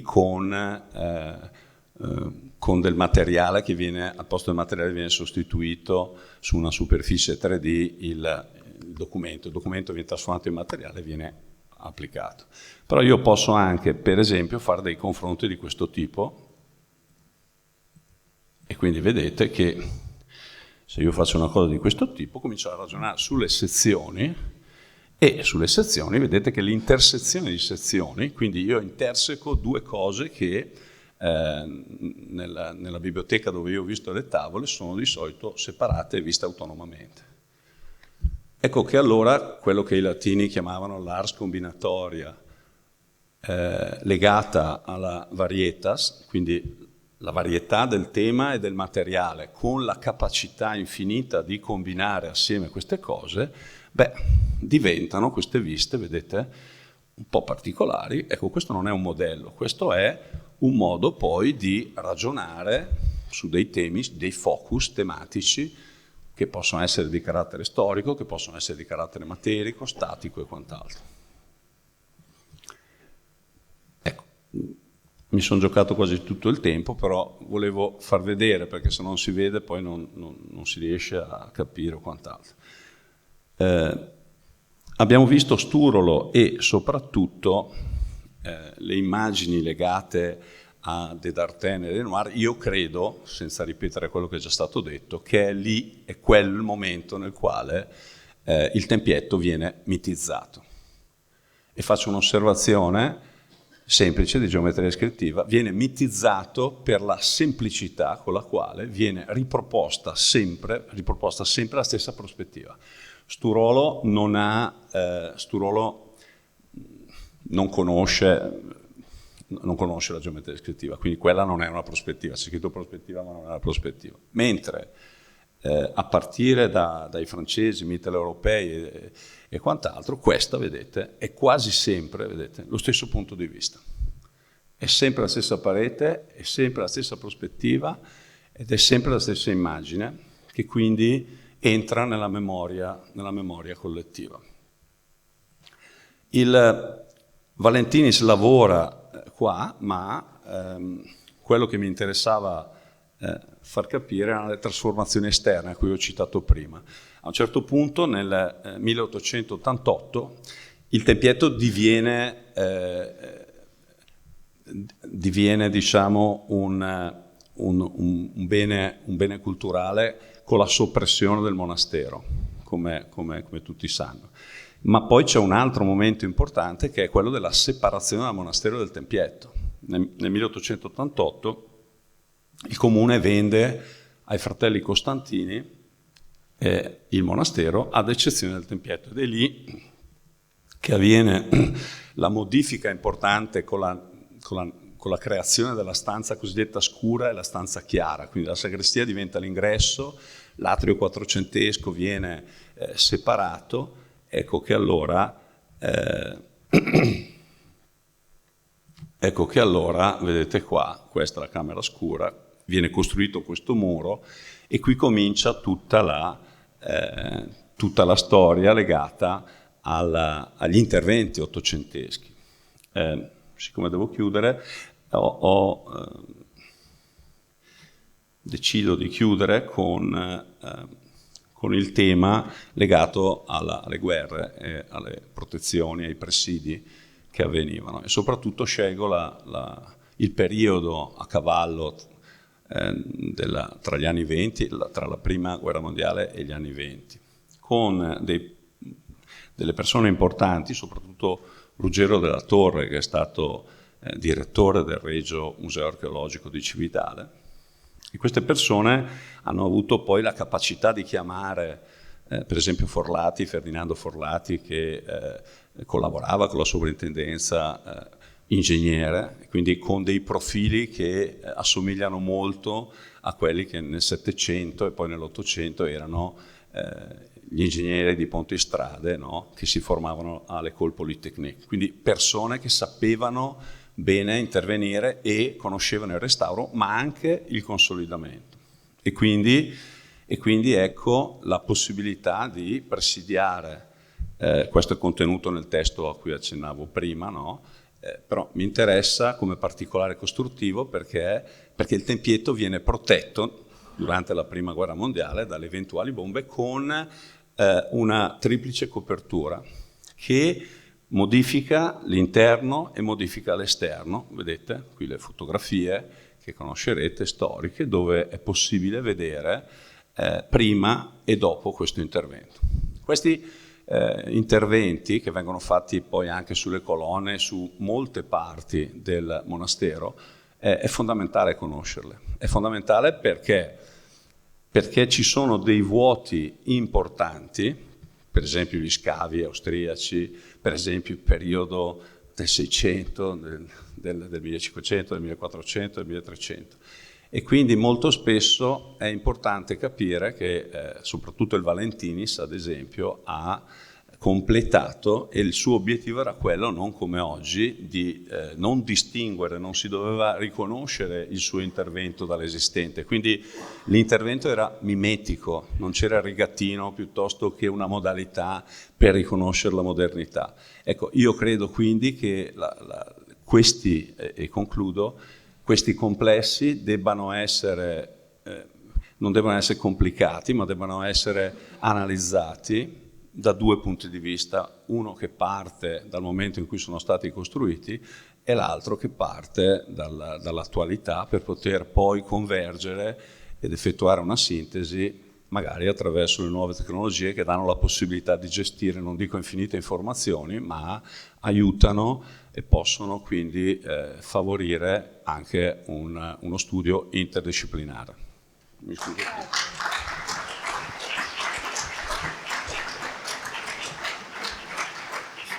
La ringrazio, professore, perché tutti, soprattutto il lato archeologico del congresso, vorrebbe tanto capire qualcosa di più di questi sistemi di rappresentazione, perché sono preziosi per comprendere, come lei giustamente sottolineato, per comprendere la struttura, la storia, le vicende, soprattutto in momenti in cui appunto il restauro era mimetico, per cui ci mette davanti a problemi spaventosi di comprensione delle cose. Ma io credo che con questi nuovi sistemi di rappresentazione che lei ci ha presentato molto potrà essere fatto, e la ringrazio molto, anche se con la mia io capisco che invidio molto quelli che sono capaci di operare in questo modo. Do ora la parola alla professoressa Paola Saccheri, Luciana, non so chi, Luciana? Paola, dell'Università degli Studi di Udine, che ci porta in un tema ancora nuovo. Oggi è il giorno delle novità metodologiche. Con questo titolo, Vivere e morire a Cividale ai tempi di Grimoaldo, gli studi paleopatologici. Di che cosa morivano? La domanda. Grazie. Buon pomeriggio, come avete capito sono un po' emozionata perché non sono una storica, metto le mani davanti. Non è un peccato. Non sono un'archeologa, metto le mani davanti, sono una paleopatologa. No, è partita la presentazione. Vai. Arriva. Va bene. Ok, ce l'abbiamo. Allora, teoricamente per un paleopatologo che si occupa di epoca longobarda, Cividale è uno splendido posto in cui lavorare, perché nel corso degli anni sono state scavate più di 500 sepolture. Buona parte di queste sepolture provengono dalle grandi aree necropolari che circondano la città e poi, come ha detto nel suo intervento poc'anzi la dottoressa Borzacconi, ci sono alcune deposizioni privilegiate all'interno della città. Nell'immagine vedete il cosiddetto Gisulfo, che un po' è stato evocato fin dall'inizio di questo convegno dal professor Tilatti, è ovviamente probabilmente la più famosa di queste deposizioni.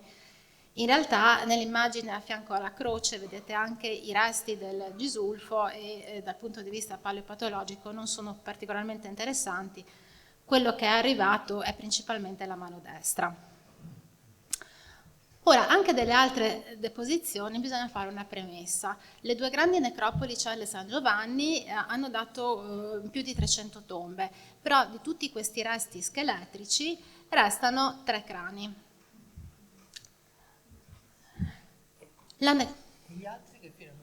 Bella domanda.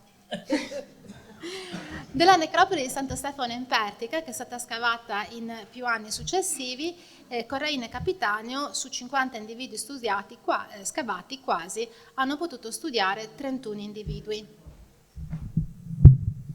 Okay. Della necropoli di San Mauro sono stati individuati 23 individui, ne sono stati pubblicati 22, però lo studio è fondamentalmente di tipo antropologico, quindi un pochino, diciamo, meno approfondito. E poi c'è la necropoli di Gallo, che ha restituito 10 individui, 5 sono stati pubblicati, degli altri 5 al momento non ci sono notizie. Fortunatamente arriva la necropoli Ferrovia. Anche qui ci sono degli scavi insomma, nei tempi passati da cui non è pervenuto un singolo osso, ma dallo scavo del 2012 provengono 81 individui che sono stati tutti studiati. La mole di dati è immensa, però avrò pietà di voi e quindi oggi vedremo solo alcuni aspetti. Sono in pubblicazione, però appunto essendo molto molto corposo lo scavo ci vorrà ancora un po' di tempo. Il primo dato che vi presento è quello che noi chiamiamo il grafico dell'età di morte.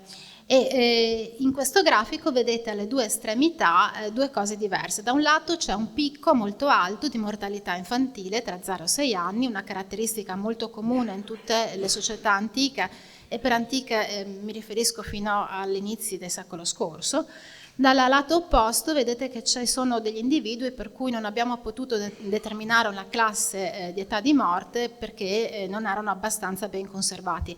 È vero, ci sono 81 individui, ma purtroppo l'area era fortemente urbanizzata, c'erano stati vari livellamenti del piano di calpestio, passavano tutta una serie di tubature edili e poi le tombe longobarde di Cividale e Ferrovia in molti casi erano state violate in antico e anche questo ha danneggiato i resti ossei. Subito a fianco c'è la classe degli anziani. Dal punto di vista antropologico per noi sono anziani gli individui al di là dei 60 anni, non possiamo andare oltre. In questa classe normalmente arrivano pochissimi individui e quasi sempre sono solo maschi, come in questo caso. E poi si vedono i picchi di mortalità maschile e femminile. Per quanto riguarda i maschi ci sono 2 picchi di mortalità. Un primo picco intorno ai 30 anni, probabilmente correlato con le attività diciamo, da cavaliere, quindi la conseguenza della guerra. I Longobardi non erano un popolo particolarmente pacifico. Il secondo picco invece è intorno ai 50 anni e quindi ci sono comunque degli individui che raggiungono un'età superiore. Apparentemente ci sono anche 2 picchi di mortalità femminile, ma attenzione, il primo picco sarebbe intorno ai 40 anni, il secondo intorno ai 20 anni. Se apriamo questo grafico e guardiamo più nel dettaglio la mortalità dei subadulti, ci rendiamo conto che ci sono altri 2 picchi che si sommano a quello dei 17 e 25, tra i 12 e i 14 anni e tra i 15 e i 17 anni. Tutti gli individui per cui è stato possibile determinare il sesso in queste 2 classi erano tutti di sesso femminile. Quindi in realtà il picco di mortalità femminile è intorno ai 15-17 anni, sommando le 3 classi. Molto giovane. Poi si vedono i picchi di mortalità infantile, un dato che salta subito agli occhi ma è praticamente presente in tutte le necropoli longobarde: non sono presenti i perinatali. I perinatali morivano moltissimo, ma probabilmente per motivi culturali normalmente non si trovano nelle necropoli longobarde. Apriamo ulteriormente il grafico e vediamo che il picco di mortalità infantile si attesta intorno ai 3 anni e mezzo ed è correlato allo svezzamento. Lo svezzamento è sempre un problema gravissimo perché espone il bambino alle infezioni e quindi qui c'è sempre un picco di mortalità piuttosto elevato. Ricordatevi 3 anni e mezzo, è uno svezzamento tardivo, era però abbastanza frequente perché chiaramente proteggeva di più i bambini, non quelli che vediamo noi ma quelli che sopravvivevano. Se faccio il rapporto tra il numero di maschi morti nella necropoli ferrovia e il numero di donne, si chiama il sex ratio, vedo che c'è un significativo sbilanciamento a favore del sesso maschile. Tuttavia, se aggiungo le bambine, quelle che probabilmente erano spose bambine, perché spose? Perché la prima causa di morte per le donne nel passato erano i parti, le gravidanze e gli allattamenti, e quindi spose. Se aggiungo quelle bambine morte tra i 12 e i 17 anni, la sex ratio torna perfettamente bilanciata e questo rinforza la mia teoria. Andiamo a vedere altri aspetti. In generale, i segni di carenze che si possono documentare nei resti scheletrici, per carenze intendo patologie che avvengono o perché il soggetto è molto compromesso o più spesso perché si alimenta in maniera adeguata, non erano particolarmente frequenti e per lo più riguardavano le donne e i bambini. Anche il dato sulle carie è interessante perché le carie sono particolarmente poco diffuse in questi individui. Un pattern di questo tipo riporta a un gruppo umano che ha un consumo elevato di carne e scarso invece di cereali. Altro aspetto, questo è un aspetto interessante perché in generale tutti quelli che studiano necropoli longobarde tendono a dire che i casi di violenza interpersonale che si valuta in presenza di determinate lesioni traumatiche sono molto diffusi nelle necropoli longobarde. In realtà a Cividale del Friuli non è stato documentato finora un singolo caso di violenza interpersonale nelle necropoli longobarde. Però, se ritorno un attimo alla mia premessa, vi rendete conto che gli scheletri studiati erano praticamente meno di 60 e quindi è anche possibile che sia stato il caso a non permettere questa documentazione. Nella necropoli ferrovia ci sono probabilmente 2 lesioni craniche e poi una decina di traumi che tuttavia molto probabilmente sono traumi accidentali. Tra queste lesioni craniche vi presento questo caso, è l'individuo che si trovava all'interno della tomba 26 ed è stato attribuito alla seconda fase di utilizzo della necropoli. È un maschio, morto intorno ai 30 anni, non ha segni di carenze, quindi è un soggetto che era cresciuto con un sufficiente apporto di alimenti, il che normalmente nelle popolazioni antiche indica che faceva parte dell'elite. E ha uno scarso sviluppo delle impronte muscolari. Per dirlo in parole molto semplici, se mi chiedessero se questo era un cavaliere, io molto sicuramente risponderei di no. Okay. Il corredo era piuttosto comune, una cintura con guarnizione in bronzo, coltello in ferro, pettine in osso. Quello che non è comune è il cranio di questo individuo. A livello del cranio ci sono 2 lesioni da taglio tangenziale molto ampie, avvenute in prossimità della morte, sono chiaramente state la causa della morte perché con un taglio del genere non si sopravvive. Vedete anche l'ingrandimento, indubbiamente questo è un segno di violenza interpersonale, non c'è dubbio. Ora, a Cividale non ci sono solo i longobardi, ma ci sono anche tutta una serie di sepolture di epoca longobarda. Fondamentalmente ci sono 3 gruppi, l'insieme dei deposti in urbe, di cui ha parlato poc'anzi la dottoressa Borzacconi, e poi ci sono 2 siti piuttosto interessanti, uno posto verso la strada che da Cividale porta al confine con la Slovenia, San Pietro al Natisone, dove tra l'altro stasera si andrà a cena, e poi un sito invece che si trova sulla strada che porta da Udine a Cividale a San Martino di Remanzacco. L'insieme delle deposizioni in Cividale in urbe è particolarmente articolato, con l'unica eccezione del sito di Corte Romana, da cui provengono 53 individui. In tutti gli altri casi ci sono pochi individui, come ricordava la dottoressa Borzacconi, sono esclusivamente piccoli scavi d'emergenza. Questo è il profilo di morte di questo gruppo, focalizzatevi unicamente sulla classe 17-25, poi ci torneremo. Come vedete, gli individui per cui abbiamo determinato un sesso erano maschi. Nel sito Corte Romana ci sono due aree distinte, in realtà sono in continuità l'una con l'altra. In un'area erano deposti esclusivamente infanti tra 0 e 36 mesi, nell'altra c'erano adulti, bambini più grandi e anche infanti tra 0 e 36 mesi. Questo è il profilo di morte di questo sito, che praticamente quasi coincide col precedente. Anche in questo caso focalizzatevi sulla classe 17-25. A differenza di quello che si è visto nel profilo di morte della necropoli Ferrovia, qua non ci sono individui di sesso femminile, e non solo non ci sono nella classe 17-25, ma non ci sono neanche nella classe 15-17. Questo potrebbe portare a pensare che in questo tipo di popolazione non c'erano matrimoni precoci.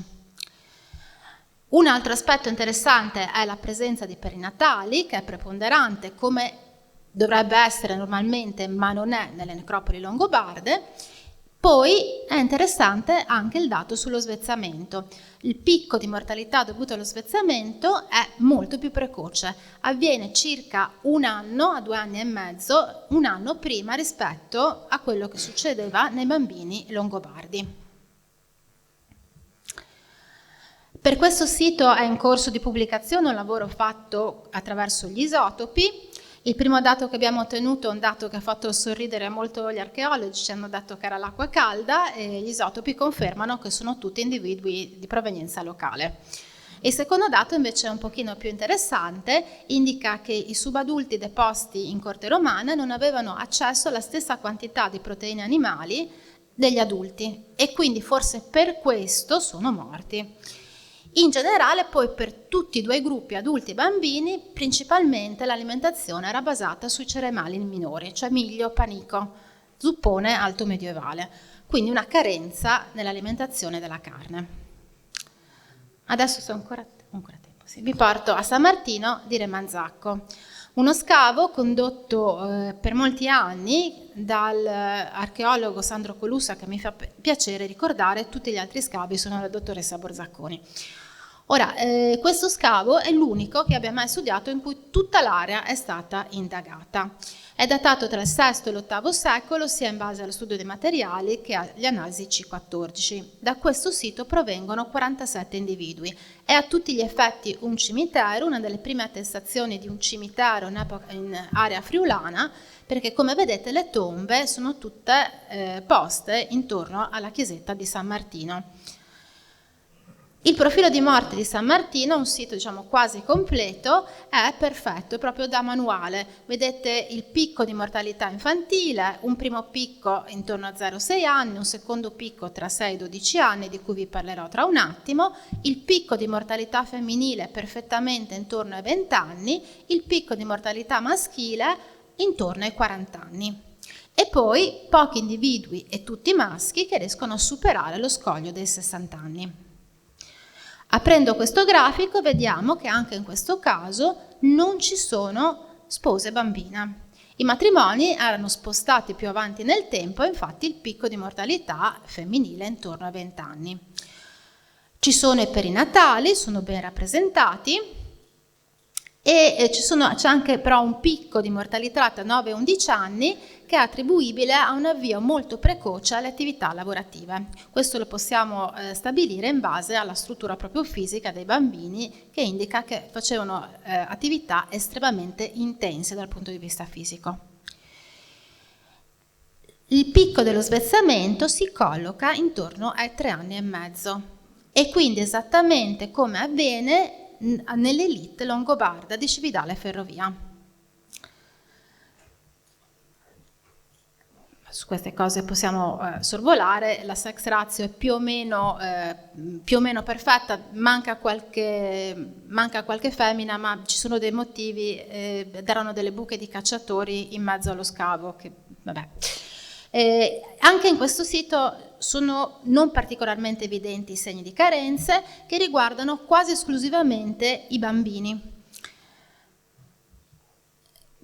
Per Però dal punto di vista della patologia dentaria la situazione non è come in ferrovia. Sicuramente erano soggetti che assumevano una grande quantità di cereali e molto spesso la condizione dentaria non era buona, come in questo soggetto che era arrivato intorno ai 55 anni, quasi praticamente edentulo.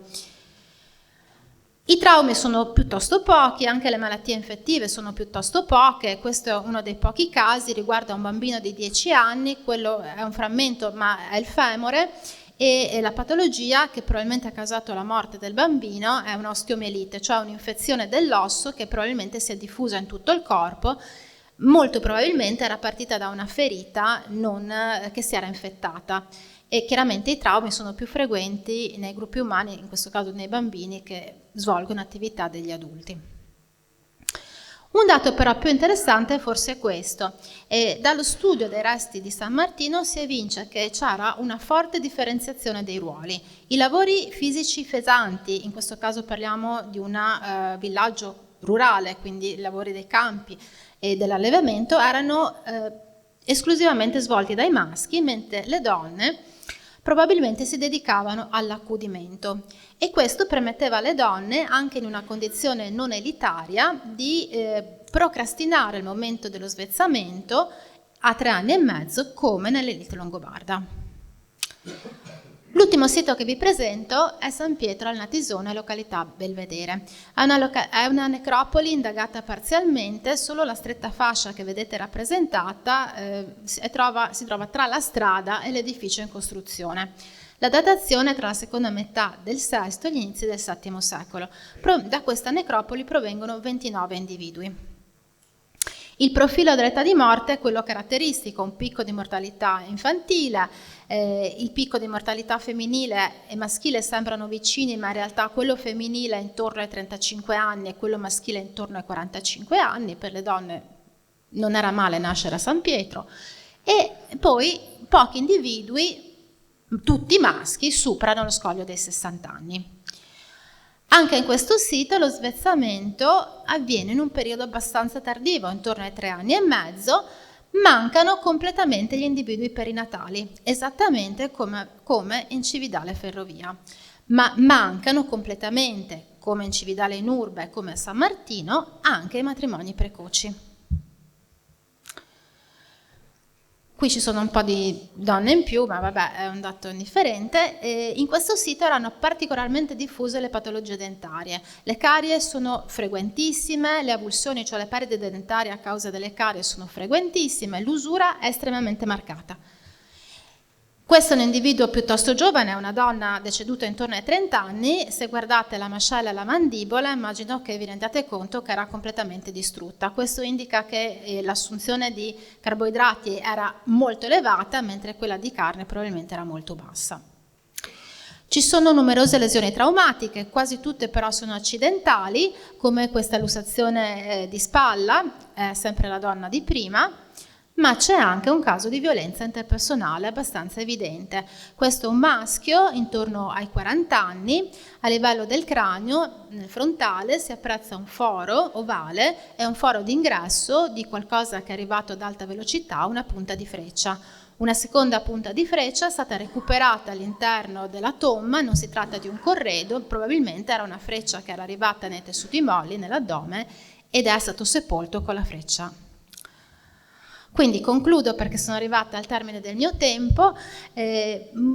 Molto spesso i dati compaiono in maniera imprevista e per studiare i Longobardi secondo me bisogna anche studiare le popolazioni con cui i Longobardi sono convissuti, perché a volte il confronto tra queste due popolazioni fa emergere dei dati che altrimenti restano completamente silenti. Grazie.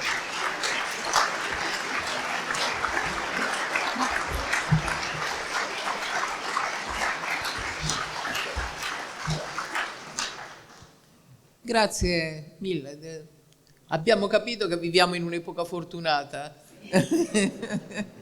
visto che... Sì, coi buchi nella testa.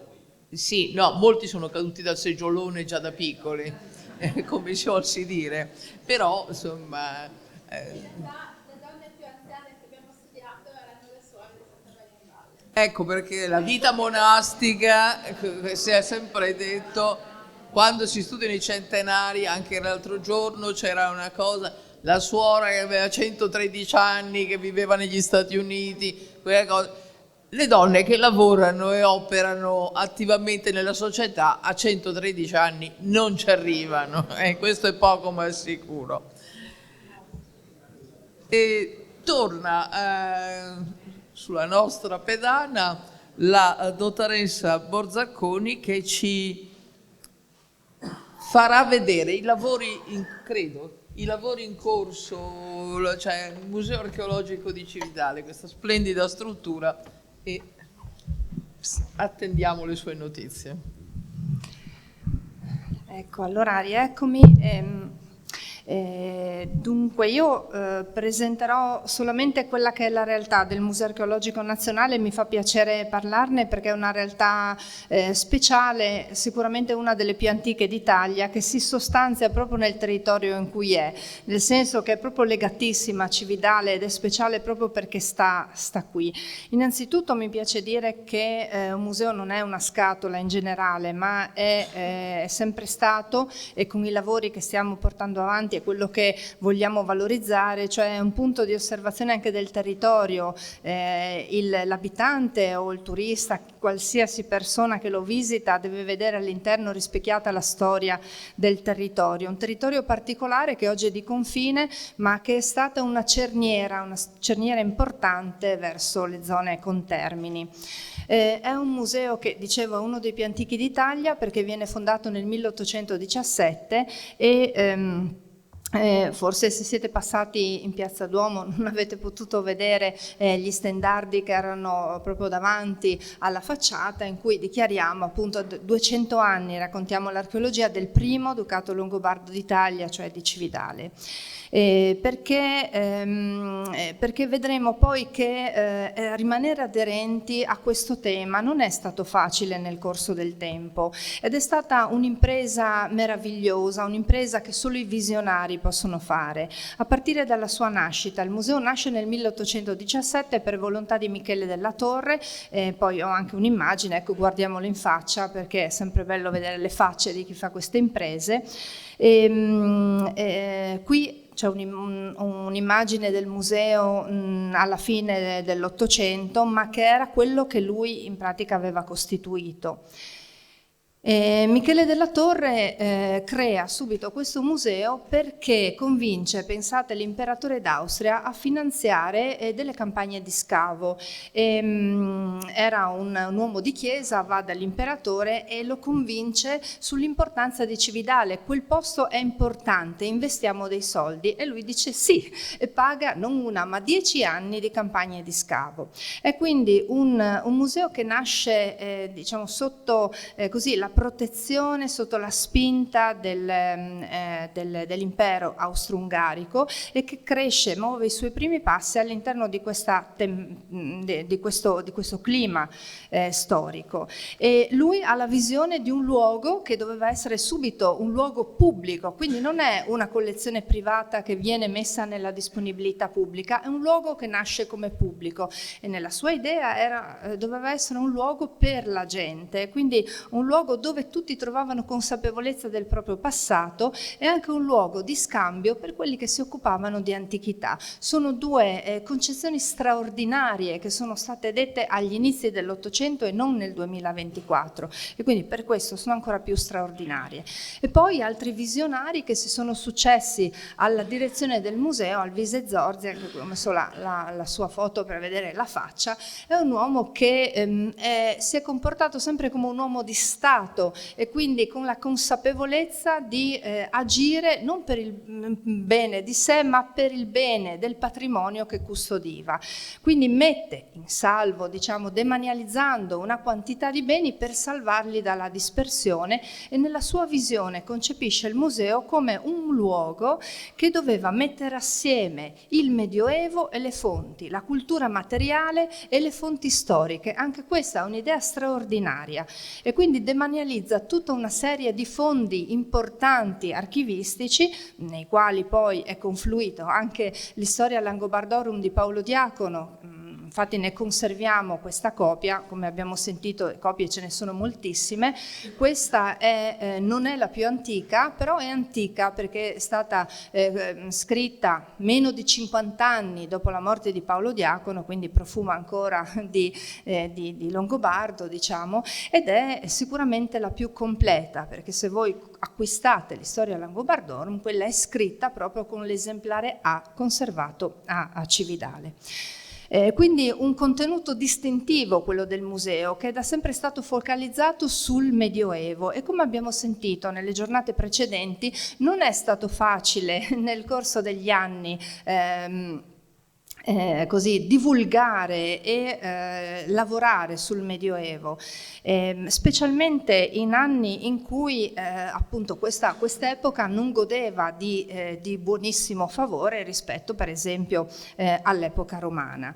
È un museo anche oggi che racconta popoli e culture nell'Europa medievale. Questo è una cosa che abbiamo pensato noi, ma non abbiamo assolutamente pensato niente di nuovo. Raccontiamo l'Europa raccontando i Longobardi, ma questo era già stato pensato da chi aveva lavorato al museo prima di noi.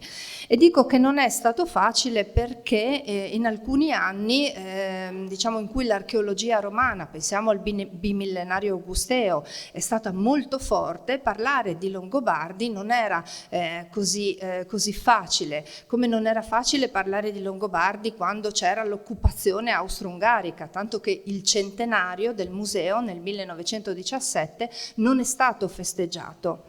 Quindi insomma delle scelte coraggiose che hanno diciamo dato hanno privilegiato sicuramente l'archeologia funeraria, perché è quella in cui la cultura materiale longobarda si esprime di più, ovviamente. Avete già visto questa immagine, vi ho messo delle scritte solamente perché non commento, solamente per farvi vedere quanti scavi e quanti rinvenimenti sono stati necessari per ogni necropoli. Quindi non ci sono necropoli scavate interamente, tutte sono frutte di vari interventi effettuati a più riprese. A cominciare dall'800 con la prima necropoli di Cella San Giovanni, scavata nell'inverno del 1821. Adesso le chiamiamo insieme, ma studiando abbiamo capito che forse sono 3 necropoli diverse, con questi disegni bellissimi, magistralmente fatti da Michele della Torre, il fondatore del museo, e dalla sua equipe con cui lavorava, disegnatori, anche topografi, diciamo ante litteram, purché comunque gli scavi erano sempre degli scavi ottocenteschi, quindi non recuperando totalmente i materiali delle tombe e non separando tomba per tomba. Abbiamo dei materiali bellissimi, chi è stato in museo li ha visti. Queste sono necropoli importanti perché c'è una condivisione degli stessi spazi tra Longobardi e popolazioni locali. I Longobardi occupano delle necropoli che erano già utilizzate dai Longobardi in parte, e in parte ne occupano di nuove. Quella che una volta si pensava una cintura indefinita che circondava la città, oggi vediamo che hanno delle caratterizzazioni molto diverse, un gruppo dall'altro, e probabilmente fanno riferimento a degli insediamenti che diciamo relativi al clan a cui faceva riferimento quell'area cimiteriale. Andiamo velocemente. Queste sono le necropoli messe in luce negli anni 40 e 50, necropoli di Gallo, poi negli anni 80 Santo Stefano in Pertica. Alcune fotografano le prime generazioni che arrivano a Cividale, altre invece fotografano le generazioni successive, che si distinguono per degli accessori un po' diversi che danno l'idea dell'evoluzione del costume, molte croci perché la conversione e quindi diciamo la convenienza politica, l'assestamento del potere era a tutti gli effetti consolidato. Fino ad arrivare al 1990, dove comunque altri uomini visionari come per esempio Tagliaferri, Mario Brozzi e molti altri diedero vita a un comitato scientifico, ne parlavamo anche col professor Rotili in questi giorni, hanno dato vita a una grande mostra, ovviamente con un appoggio politico importante, perché anche questo è importante quando la politica crede in certi progetti, che comunque era un progetto che era stato pensato 20 anni prima e che poi viene portato in atto nel 90, un periodo ricco, i mondiali di calcio, eccetera, eccetera. Però quel progetto non sarebbe stato necessario se non ci fossero stati dei contatti importanti tra questi studiosi, contatti importanti che travalicavano i confini, ma anche culture locali, uomini colti che avevano una certa appunto solidità culturale e che avevano cominciato a creare dei cenacoli, dei sodalizi che rendevano molto vivace questo territorio. Mi riferisco appunto a Carlo Guido Mor, a Werner, a Amelio Tagliaferri, Bierbrauer e altri studiosi. Ma appunto Longobardi come popolo d'Europa, come vedete, era già stato utilizzato in un convegno che era stato, aveva avuto luogo nel 1971, laddove era l'apertura, perché quello che vedete non è il nostro museo attuale, è diventato il nostro museo nel 90, prima era nel Palazzo De Nordis che si trova nella stessa piazza, questa era l'apertura. Però qui leggiamo appunto Longobardi, popolo d'Europa, il convegno del 1971. Poi la necropoli di San Mauro con pochi individui ma molto importanti perché ci hanno permesso di consolidare dei progetti anche di paleogenetica e di investire anche in le risorse, in dati, in approfondimenti scientifici importanti. La necropoli della ferrovia che avete già visto nella relazione precedente, anche qui un campione però molto importante perché anche quantitativamente molto importante. A Cividale abbiamo una concentrazione rilevante per quantità ma anche per qualità e per una concentrazione molto particolare della cultura, diciamo, delle prime generazioni. Che ovviamente negli ultimi scavi si giova anche di metodi di studio e di ricerche, di analisi che utilizzano appunto le tecnologie e quindi sono in grado anche di elaborare molti più dati. Che vengono analizzate all'interno del museo, che si configura quindi non come solamente una vetrina ma anche un centro importante di elaborazione dei dati che oltre alle necropoli però vuole capire, indagare, esporre, raccontare a tutti anche tombe privilegiate come quella di Gisulfo, che non è la tomba in se stessa, l'abbiamo vista citata varie volte, ma è quello che quel linguaggio voleva dire e proprio esaminando il luogo in cui quella tomba è stata rinvenuta, ovvero nella attuale piazza Paolo Diacono, nel cuore della città, laddove era posta la corte ducale. L'ho fatto vedere prima, appunto è una delle zone fiscali in cui era appunto è stata individuata la corte ducale e questa sepoltura era lì. L'uso di un linguaggio ideologico, propagandistico molto forte per definire un luogo di potere, ed è lo stesso linguaggio che abbiamo visto utilizzato anche in San Giovanni nelle tombe principesche scoperte nel 1751. Questa è una scoperta del 1874 che adesso stiamo analizzando e abbiamo recuperato anche delle cose molto interessanti proprio per i legami di stirpe, anche che quelle sepolture così importanti messe in luoghi di potere volevano dire, volevano significare per tutta la comunità.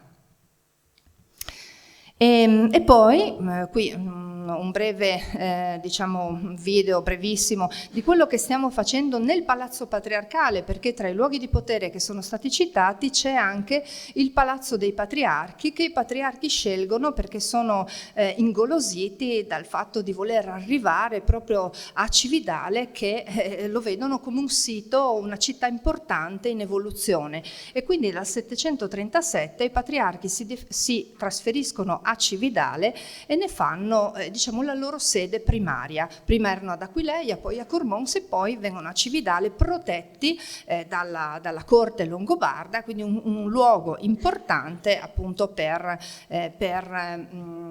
starci, non potevano stare in campagna se non una città importante. Il Palazzo dei Patriarchi si lega a un altro centro di potere che abbiamo visto prima, che è il complesso episcopale. Questi sono tutti temi di un racconto che stiamo approfondendo nella nuova veste del nostro museo. Il complesso episcopale, di cui si sa poco perché non è stato indagato, ma che sicuramente esisteva nel IV secolo, che poi diventa oggetto di attenzione con i patriarchi, con la costruzione appunto di questo battistero che è antecedente alla chiesa, e proprio qui vediamo un ingresso precoce dei Longobardi all'interno della città. Li abbiamo sempre visti fuori, a parte Gisulfo, però abbiamo visto le necropoli, abbiamo visto l'ingresso di Gisulfo con il suo linguaggio di propaganda, e qui vediamo, in questi scavi antichi, abbiamo recuperato un puntale di cintura del secondo quarto del VII secolo, che è l'elemento, uno dei più antichi, che attestano l'ingresso dei Longobardi all'interno della città. Quindi non sono tutti segregati fuori, ma l'assestamento del potere proprio in quest'epoca, attorno alla metà del VII secolo, si assesta anche dentro la città. Grazie.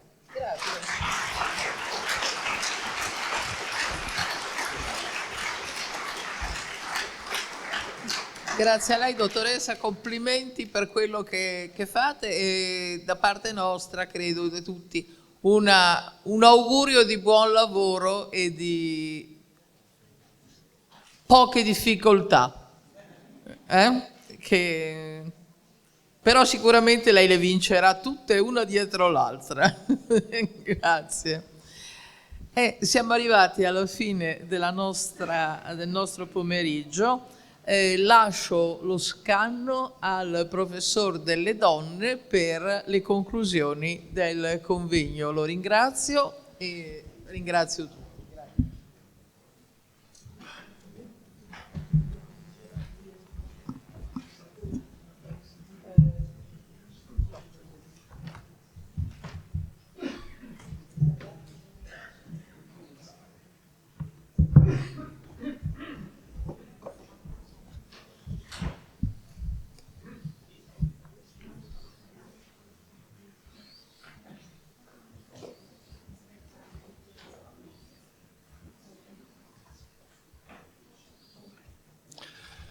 Buonasera. Innanzitutto anch'io ringrazio gli organizzatori, ringrazio in particolare un secondo, perdonatemi perché non vorrei, come dire, sbagliarmi, la Fondazione De Claricini Dorpacher, il Centro di Studi Longobardi, la Deputazione di Storia Patria per il Friuli. Naturalmente il ringraziamento va in particolar modo ad Andrea Tilatti, ad Archetti e a Francesca Stroppa. Sono già stati naturalmente ringraziati da tutti, ma anche da parte mia naturalmente il ringraziamento è assolutamente doveroso. Io sono il 66esimo a intervenire qui in questa sede, quindi prima di me ci sono state 65 relazioni, alcune Sì, certo, lo sapevo. 65 relazioni tenute anche da più autori, no? Contemporaneamente. Questo per dire la mia una captatio benevolentiae, che non mi sarà possibile ricordare nominalmente i circa 70 colleghi che a diverso titolo sono intervenuti, anche con relazioni estremamente approfondite, di livello alto, molto alto, e tra l'altro relatori provenienti da tutta Europa, no? Come si è visto. L'impianto del convegno, l'idea anche che è alla base del convegno, qual è? Il convegno è dedicato, come dire, a Grimoaldo, no? Come sappiamo, dal Ducato friulano al Regno. Non è però un convegno che è dedicato esclusivamente a Grimoaldo. Anzi, in qualche modo la figura di Grimoaldo è emersa in alcuni interventi, è stata oggetto specifico di una avvincente anche ricostruzione che ce ne ha dato nella prima giornata Claudio Azzara. Io qualcuno inevitabilmente lo ricordo, qualcuno dei colleghi, però poi la vita, no, e le imprese, diciamo così, di Grimoaldo sono state una sorta di chiave, di prisma prospettico, no, per usare questa espressione di Dilthey, no, che era questo studioso storico delle idee della fine dell'Ottocento, per guardare all'intera vita di un'epoca. Ora, in questo convegno, e ha caratterizzato anche questo convegno, questo connubio, perché di questo poi si tratta, tra indagini scientifiche, pluridisciplinari, come poi abbiamo visto, come è stato ripetuto anche più volte, e la promozione invece della conoscenza storica e delle metodologie della ricerca storica presso pubblici diversi, favorendo naturalmente il dialogo multidisciplinare. Lo abbiamo visto anche emblematicamente proprio nelle ultime relazioni che sono state qui presentate, in cui in qualche modo esplicitamente la volontà anche di alta divulgazione si lega alla volontà di una ricerca secondo i dettami, come dire, delle discipline, no? Anche scientifiche. E quindi questo è un elemento, una caratteristica forte. Valorizzazione al tempo stesso, altro intendimento del convegno, valorizzazione di pratiche ed esperienze relative alla storia che puntano sul coinvolgimento attivo di gruppi e comunità. Archetti, il nostro amico, no, ce l'ha ricordato nel suo intervento di questa mattina. Vita di un uomo, no? La vita di Grimoaldo, quindi, che diventa un prisma attraverso cui guardare poi a un'intera epoca. Quali sono gli elementi che naturalmente entrano in gioco nel momento in cui vogliamo usare la vita di un uomo per guardare un'intera epoca? Entrano in gioco, diciamo così, innanzitutto le fonti di cui noi disponiamo e lo sguardo dello storico.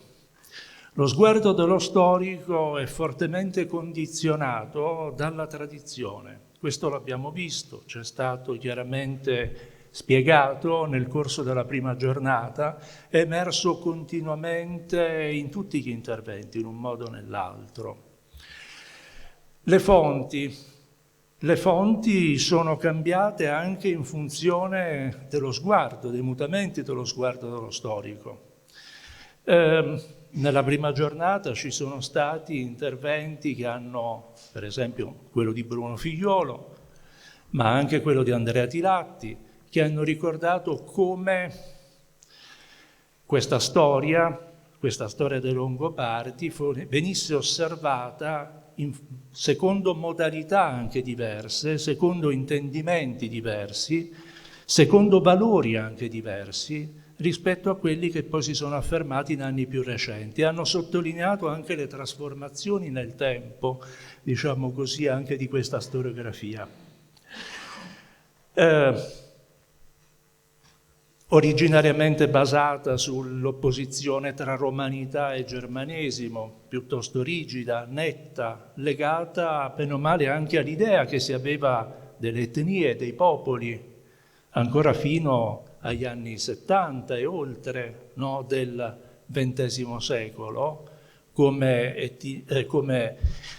identità etniche fortemente radicate anche nel sostrato biologico degli individui, con naturalmente degli eccessi che sono a tutti noti, verso invece il passaggio a forme di concezione delle identità etniche, delle etnie estremamente fluide, no? In qualche modo legate alla dimensione più squisitamente culturale, non che non ci fossero stati, come sappiamo, in precedenza studi che assumevano questa prospettiva, Sappiamo che persino nell'antropologia tedesca di fine Ottocento un'idea più fluida, diciamo così, anche delle identità dei popoli era già presente, però poi è stata ripresa soltanto da Wendskus, come sappiamo, negli anni 60, e poi naturalmente dalla scuola austriaca, quindi Wolfram, che è stato ricordato più volte, Walter Pohl, e poi sul versante nordamericano Patrick Giri, no? Come sappiamo, coloro che hanno anche più fortemente contribuito anche a un rinnovamento degli studi, insieme però anche alle indagini archeologiche. E questo è un elemento essenziale che in qualche modo ha indotto a questa rivisitazione di questi e a una trasformazione nei giudizi su queste etnie. Il dialogo con le scienze sociali, intesa nel senso più ampio del termine, e una rilettura anche dell'archeologia, dei risultati dell'analisi archeologica, che hanno acquistato naturalmente sempre maggiore rilevanza. E i risultati dell'archeologia hanno naturalmente fortemente contribuito anche a indurre gli storici a rivedere e ad ampliare il concetto stesso di fonte. I risultati delle indagini archeologiche sono venuti al centro, anche l'attenzione per i risultati delle indagini archeologiche sono venuti al centro delle riflessioni degli storici. Naturalmente si sono aggiunte ancora altre fonti, diciamo così, che nel corso del Novecento la storiografia ha gradualmente incluso, anche in relazione sempre alle trasformazioni che questa disciplina ha subito nel corso del tempo, l'attenzione alle dinamiche economiche e sociali e quindi anche alle fonti che in qualche modo erano in grado di registrare questo tipo di trasformazioni, fino naturalmente alle indagini linguistiche che questa mattina abbiamo visto, e abbiamo visto che le indagini lessicali danno degli apporti estremamente preziosi, e gli storici hanno cominciato naturalmente anche a utilizzare fonti di carattere figurativo, e abbiamo avuto una giornata dedicata anche all'uso, o meglio, agli apporti che le indagini storico-artistiche possono dare e danno anche per mettere a fuoco problemi, come dire, complessi, relativi anche proprio ai caratteri del VII secolo, perché questo è il punto che in qualche modo sta poi sullo sfondo. Le ultime indagini, o meglio, l'ultima sessione ci ha portato anche, come dire, ad analizzare o meglio hanno aperto anche uno squarcio, diciamo così,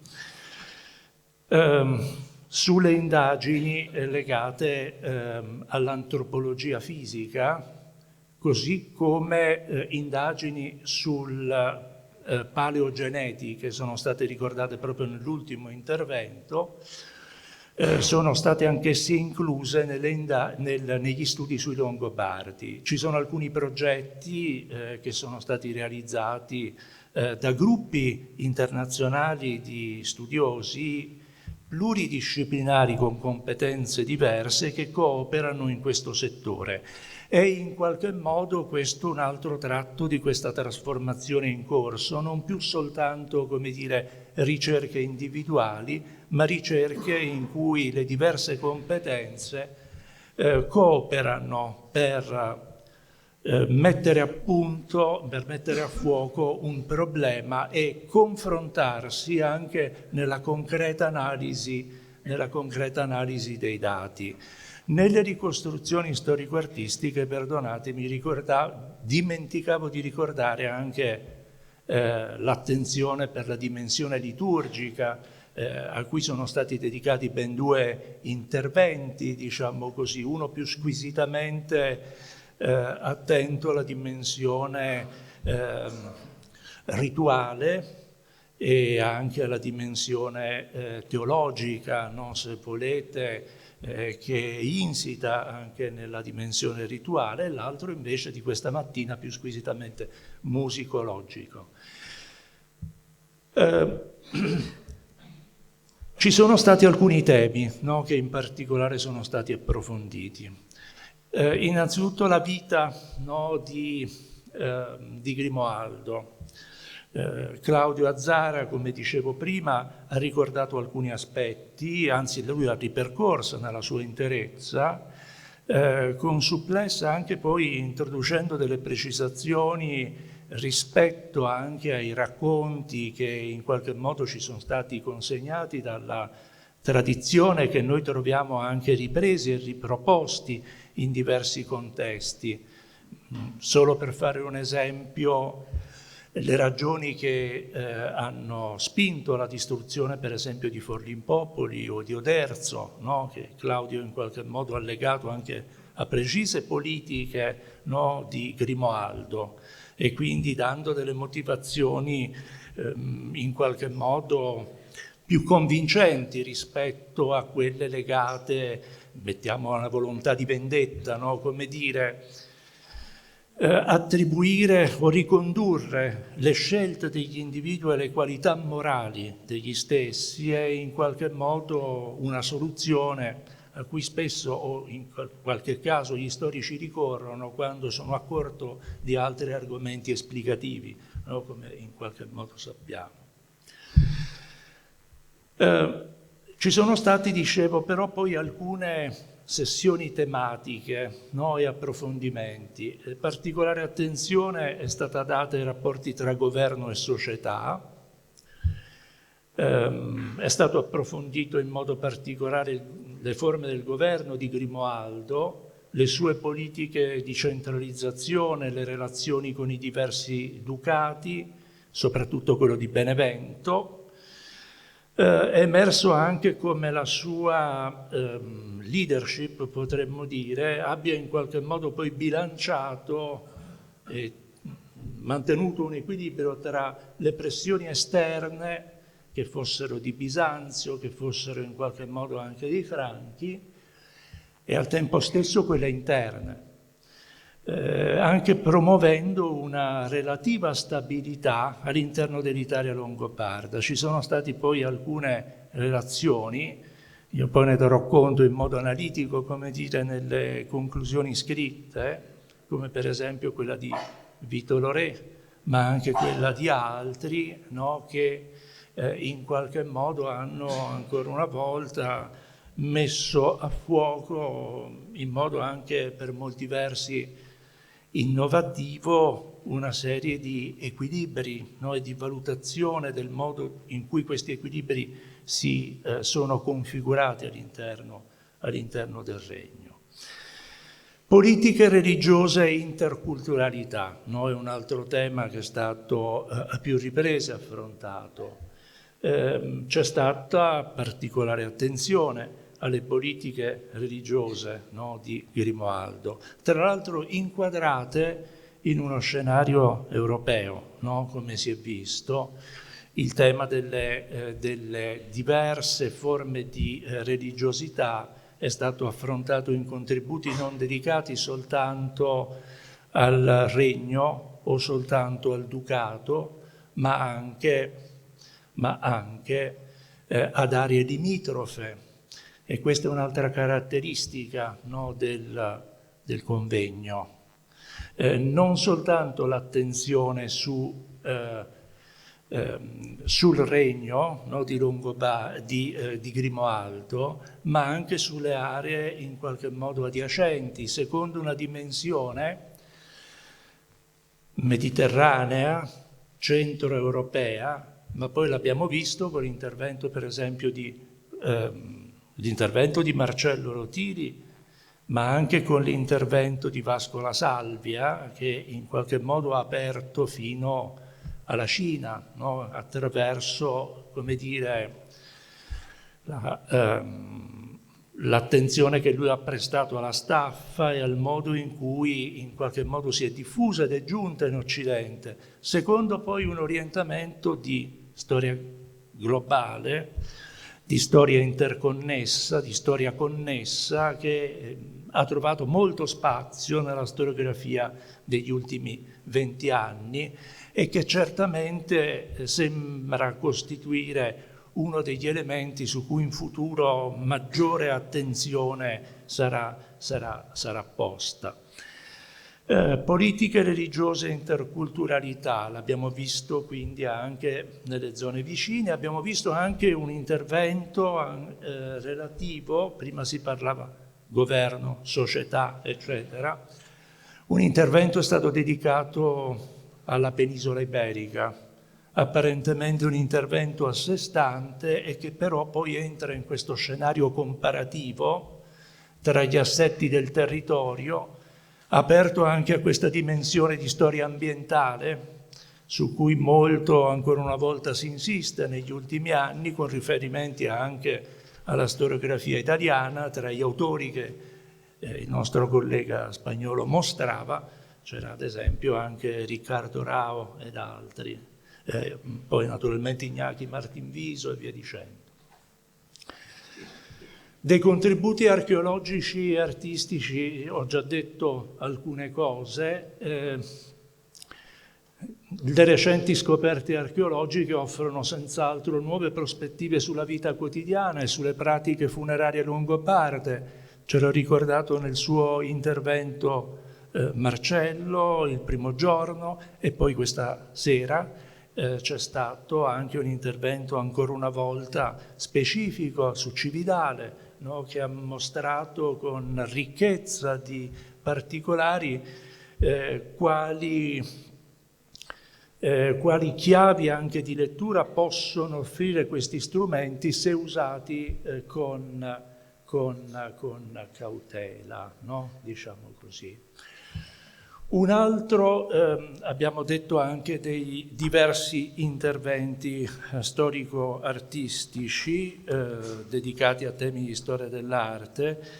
Per esempio, scusate, mi ricordo soltanto alcuni, quello di Manuela Gianandrea, ricordo ancora quello di Simona Moretti e quello di Jurkovic sull'area slava. Altri naturalmente potrebbero essere ricordati, io mi sono scusato preventivamente perché è impossibile ricordare tutti. Questi interventi hanno anche mostrato un elemento che è stato poi ricordato più volte anche negli interventi di questa sera, questa contaminazione, come dire, tra tradizioni diverse. Questi prestiti, no? Questi incroci, chiasmi, se volete, tra tradizioni diverse. Le diverse aree, e questo è uno spunto che in qualche modo è stato sollevato anche dalla collega che questa mattina si è occupata della personalità del diritto e delle consuetudini longobarde, le diverse aree longobarde o bizantine o le diverse aree che potevano essere, che erano sotto il dominio anche di altre genti, non vanno naturalmente intese come caratterizzate, no, da confini rigidamente tracciati, come se vi fosse una obbligatorietà, no, o una netta distinzione dell'obbligazione politica, come se vi fossero frontiere chiaramente delineate. Le frontiere erano spesso, anzi non erano lineari, erano degli spazi che potevano essere facilmente attraversati, attraverso cui poi si spostavano gli uomini per le esigenze più diverse. Questa mobilità degli uomini è stata ricordata anche questa mattina, per esempio da Elda Morlicchio nel suo intervento, anche per spiegarsi influssi linguistici che in qualche modo poi sono riscontrabili nel linguaggio, nella lingua, degli influssi della lingua longobarda e via dicendo. Un altro aspetto è stato anche dato dall'attenzione alle fonti. Di Paolo Diacono si è parlato molto, no? È stato un autore utilizzato da tutti, Paolo Diacono. In particolare ci sono stati alcuni interventi, quello di Laura Pani in primo luogo, molto analitico.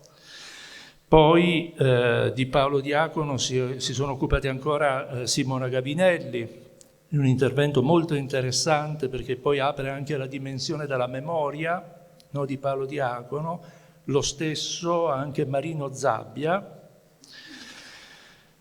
E l'intervento di Rosa Maria Lucifora, che abbiamo sentito questa mattina, in qualche modo ci riconduce anche alle cautele, no, che è necessario utilizzare quando si utilizzano queste fonti, che è necessario tener presente quando si utilizzano queste fonti, perché spesso in qualche modo si tende ad assumerle come se veicolassero contenuti veritativi che possono essere facilmente estrapolati.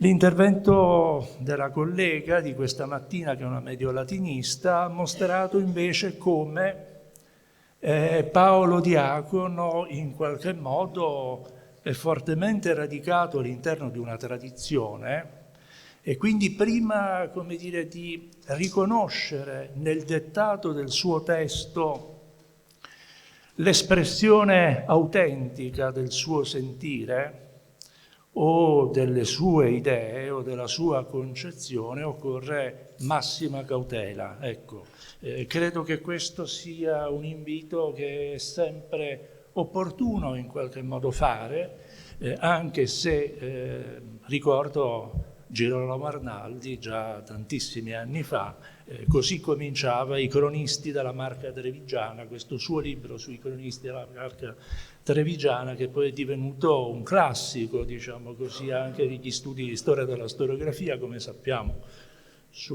del Medioevo. L'ultimo aspetto, corro velocemente, ci sono alcune questioni di cui non vi parlerò.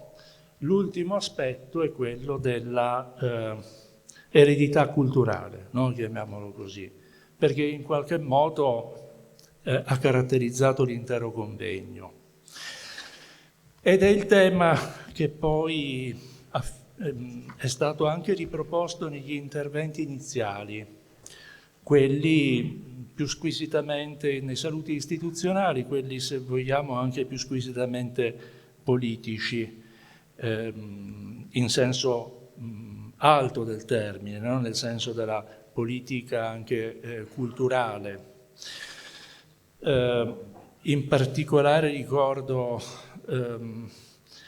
l'intervento di Paolo Petiziol, perché ha usato poi alcune espressioni che mi hanno colpito particolarmente, anche quando raccontava del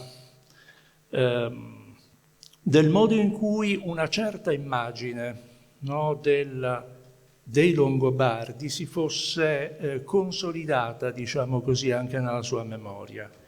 E lui ricordava, come dire, il racconto di un sacerdote con cui aveva consuetudine di rapporti.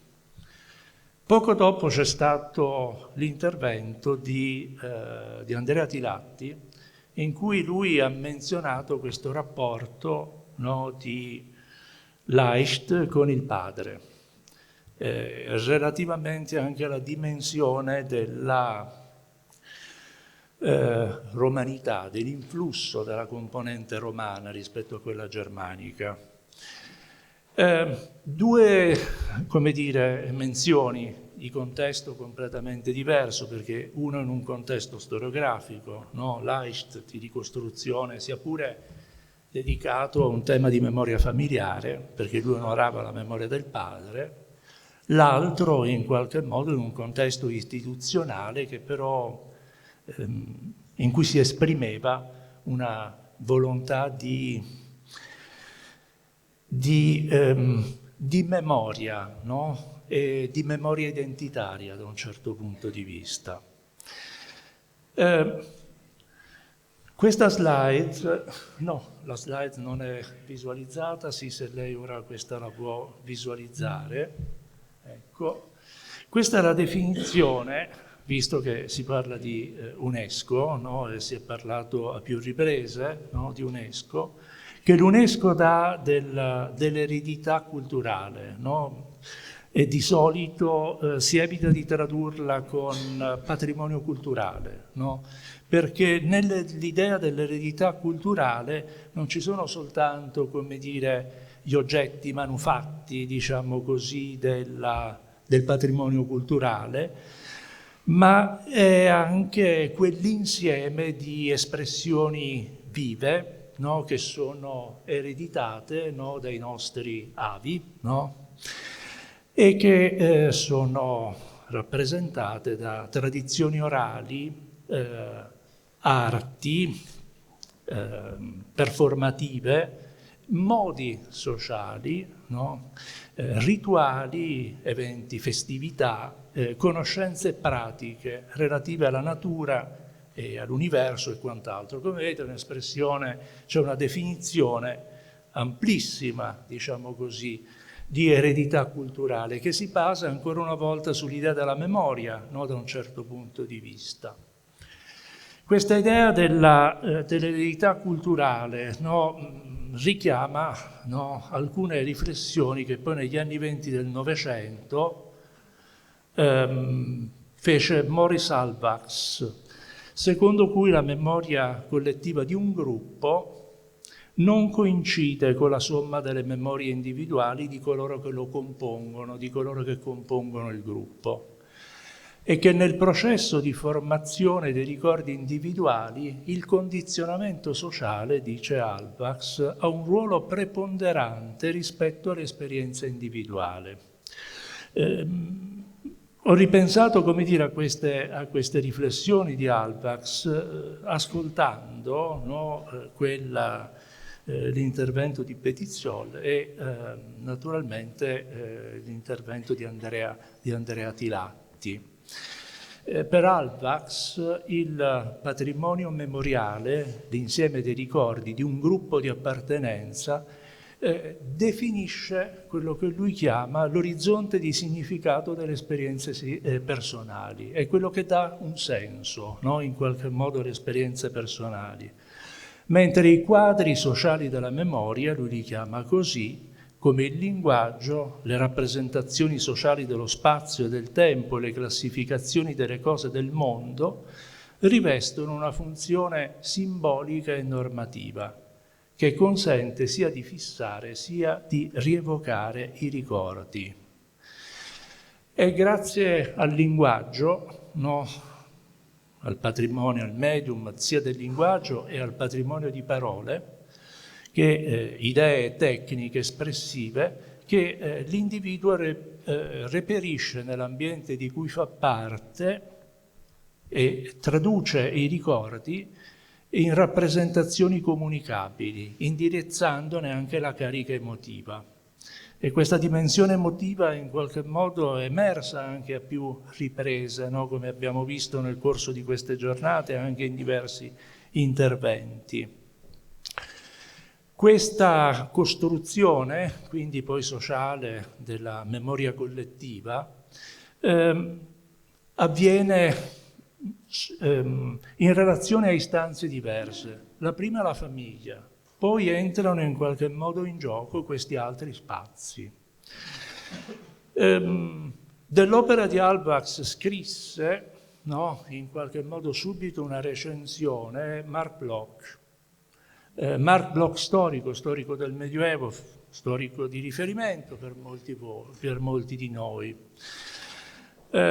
Molte cose si potrebbero dire su questi problemi. Io corro perché naturalmente io avevo detto che sarei stato breve, invece sono diventato più lungo di quanto non pensassi. Marc Bloch recensisce Halbwachs e fa alcune osservazioni che poi noi ritroviamo nell'opera di studiosi con formazione completamente diversa, come Jan Assmann e Aleida Assmann, perché Marc Bloch osserva come sostanzialmente queste riflessioni di Halbwachs sono estremamente illuminanti per la comprensione delle dinamiche, diciamo così, anche nelle società in cui la scrittura non è sufficientemente sviluppata. Diverse sono le dinamiche non nelle società della scrittura, ma nelle società in cui l'oralità ha una funzione molto forte.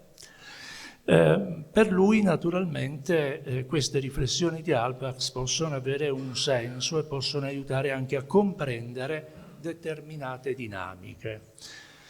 Torniamo ora, come dire, a Grimoaldo, no? E ai Longobardi, perché Walter Pohl, no? Poi sostanzialmente che cosa ha osservato a più riprese? Che sono i testi che assicurano alle diverse etnie una identità di lunga durata. La creazione e la conservazione, no, dei gruppi etnici richiede la produzione di testi, dal momento che la memoria a lungo termine non è un processo naturale, automaticamente condiviso tra i membri di una comunità. I testi hanno una funzione costruttiva perché concorrono quindi a costruire l'identità di un gruppo. Le identità sono però costrutti situazionali, basati non solo sulla sfera dell'immaginario, ma anche sulla molteplicità e la fluidità delle pratiche. Noi abbiamo visto come anche i testi della memoria longobarda rispondono a esigenze situazionali molto precise.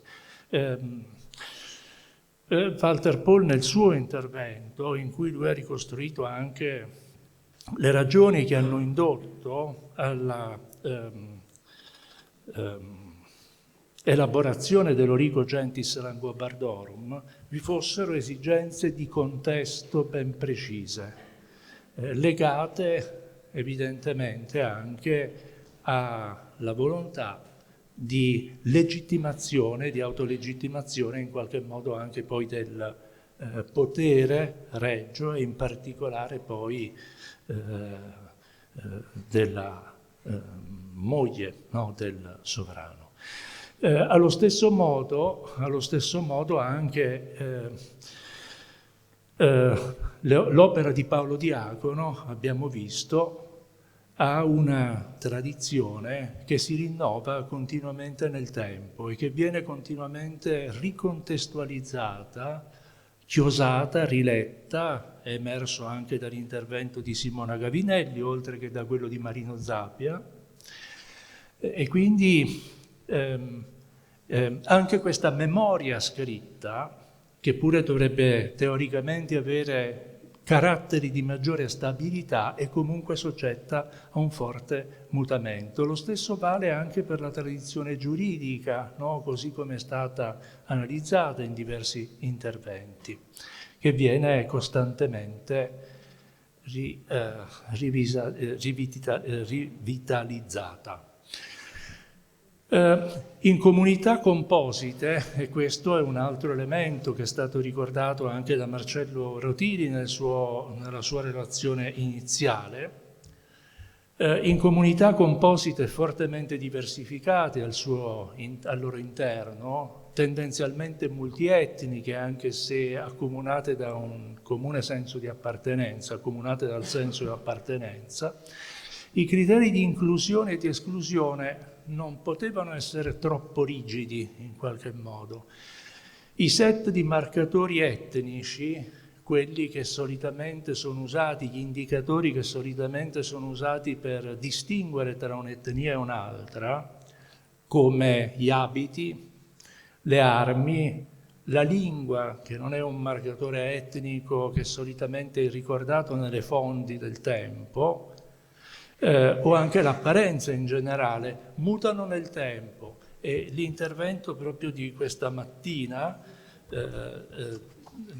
dedicato ai alla lingua longobarda nel VII secolo di Wolfgang Haubricht ha chiaramente sottolineato questa mutevolezza, diciamo così, anche della lingua stessa.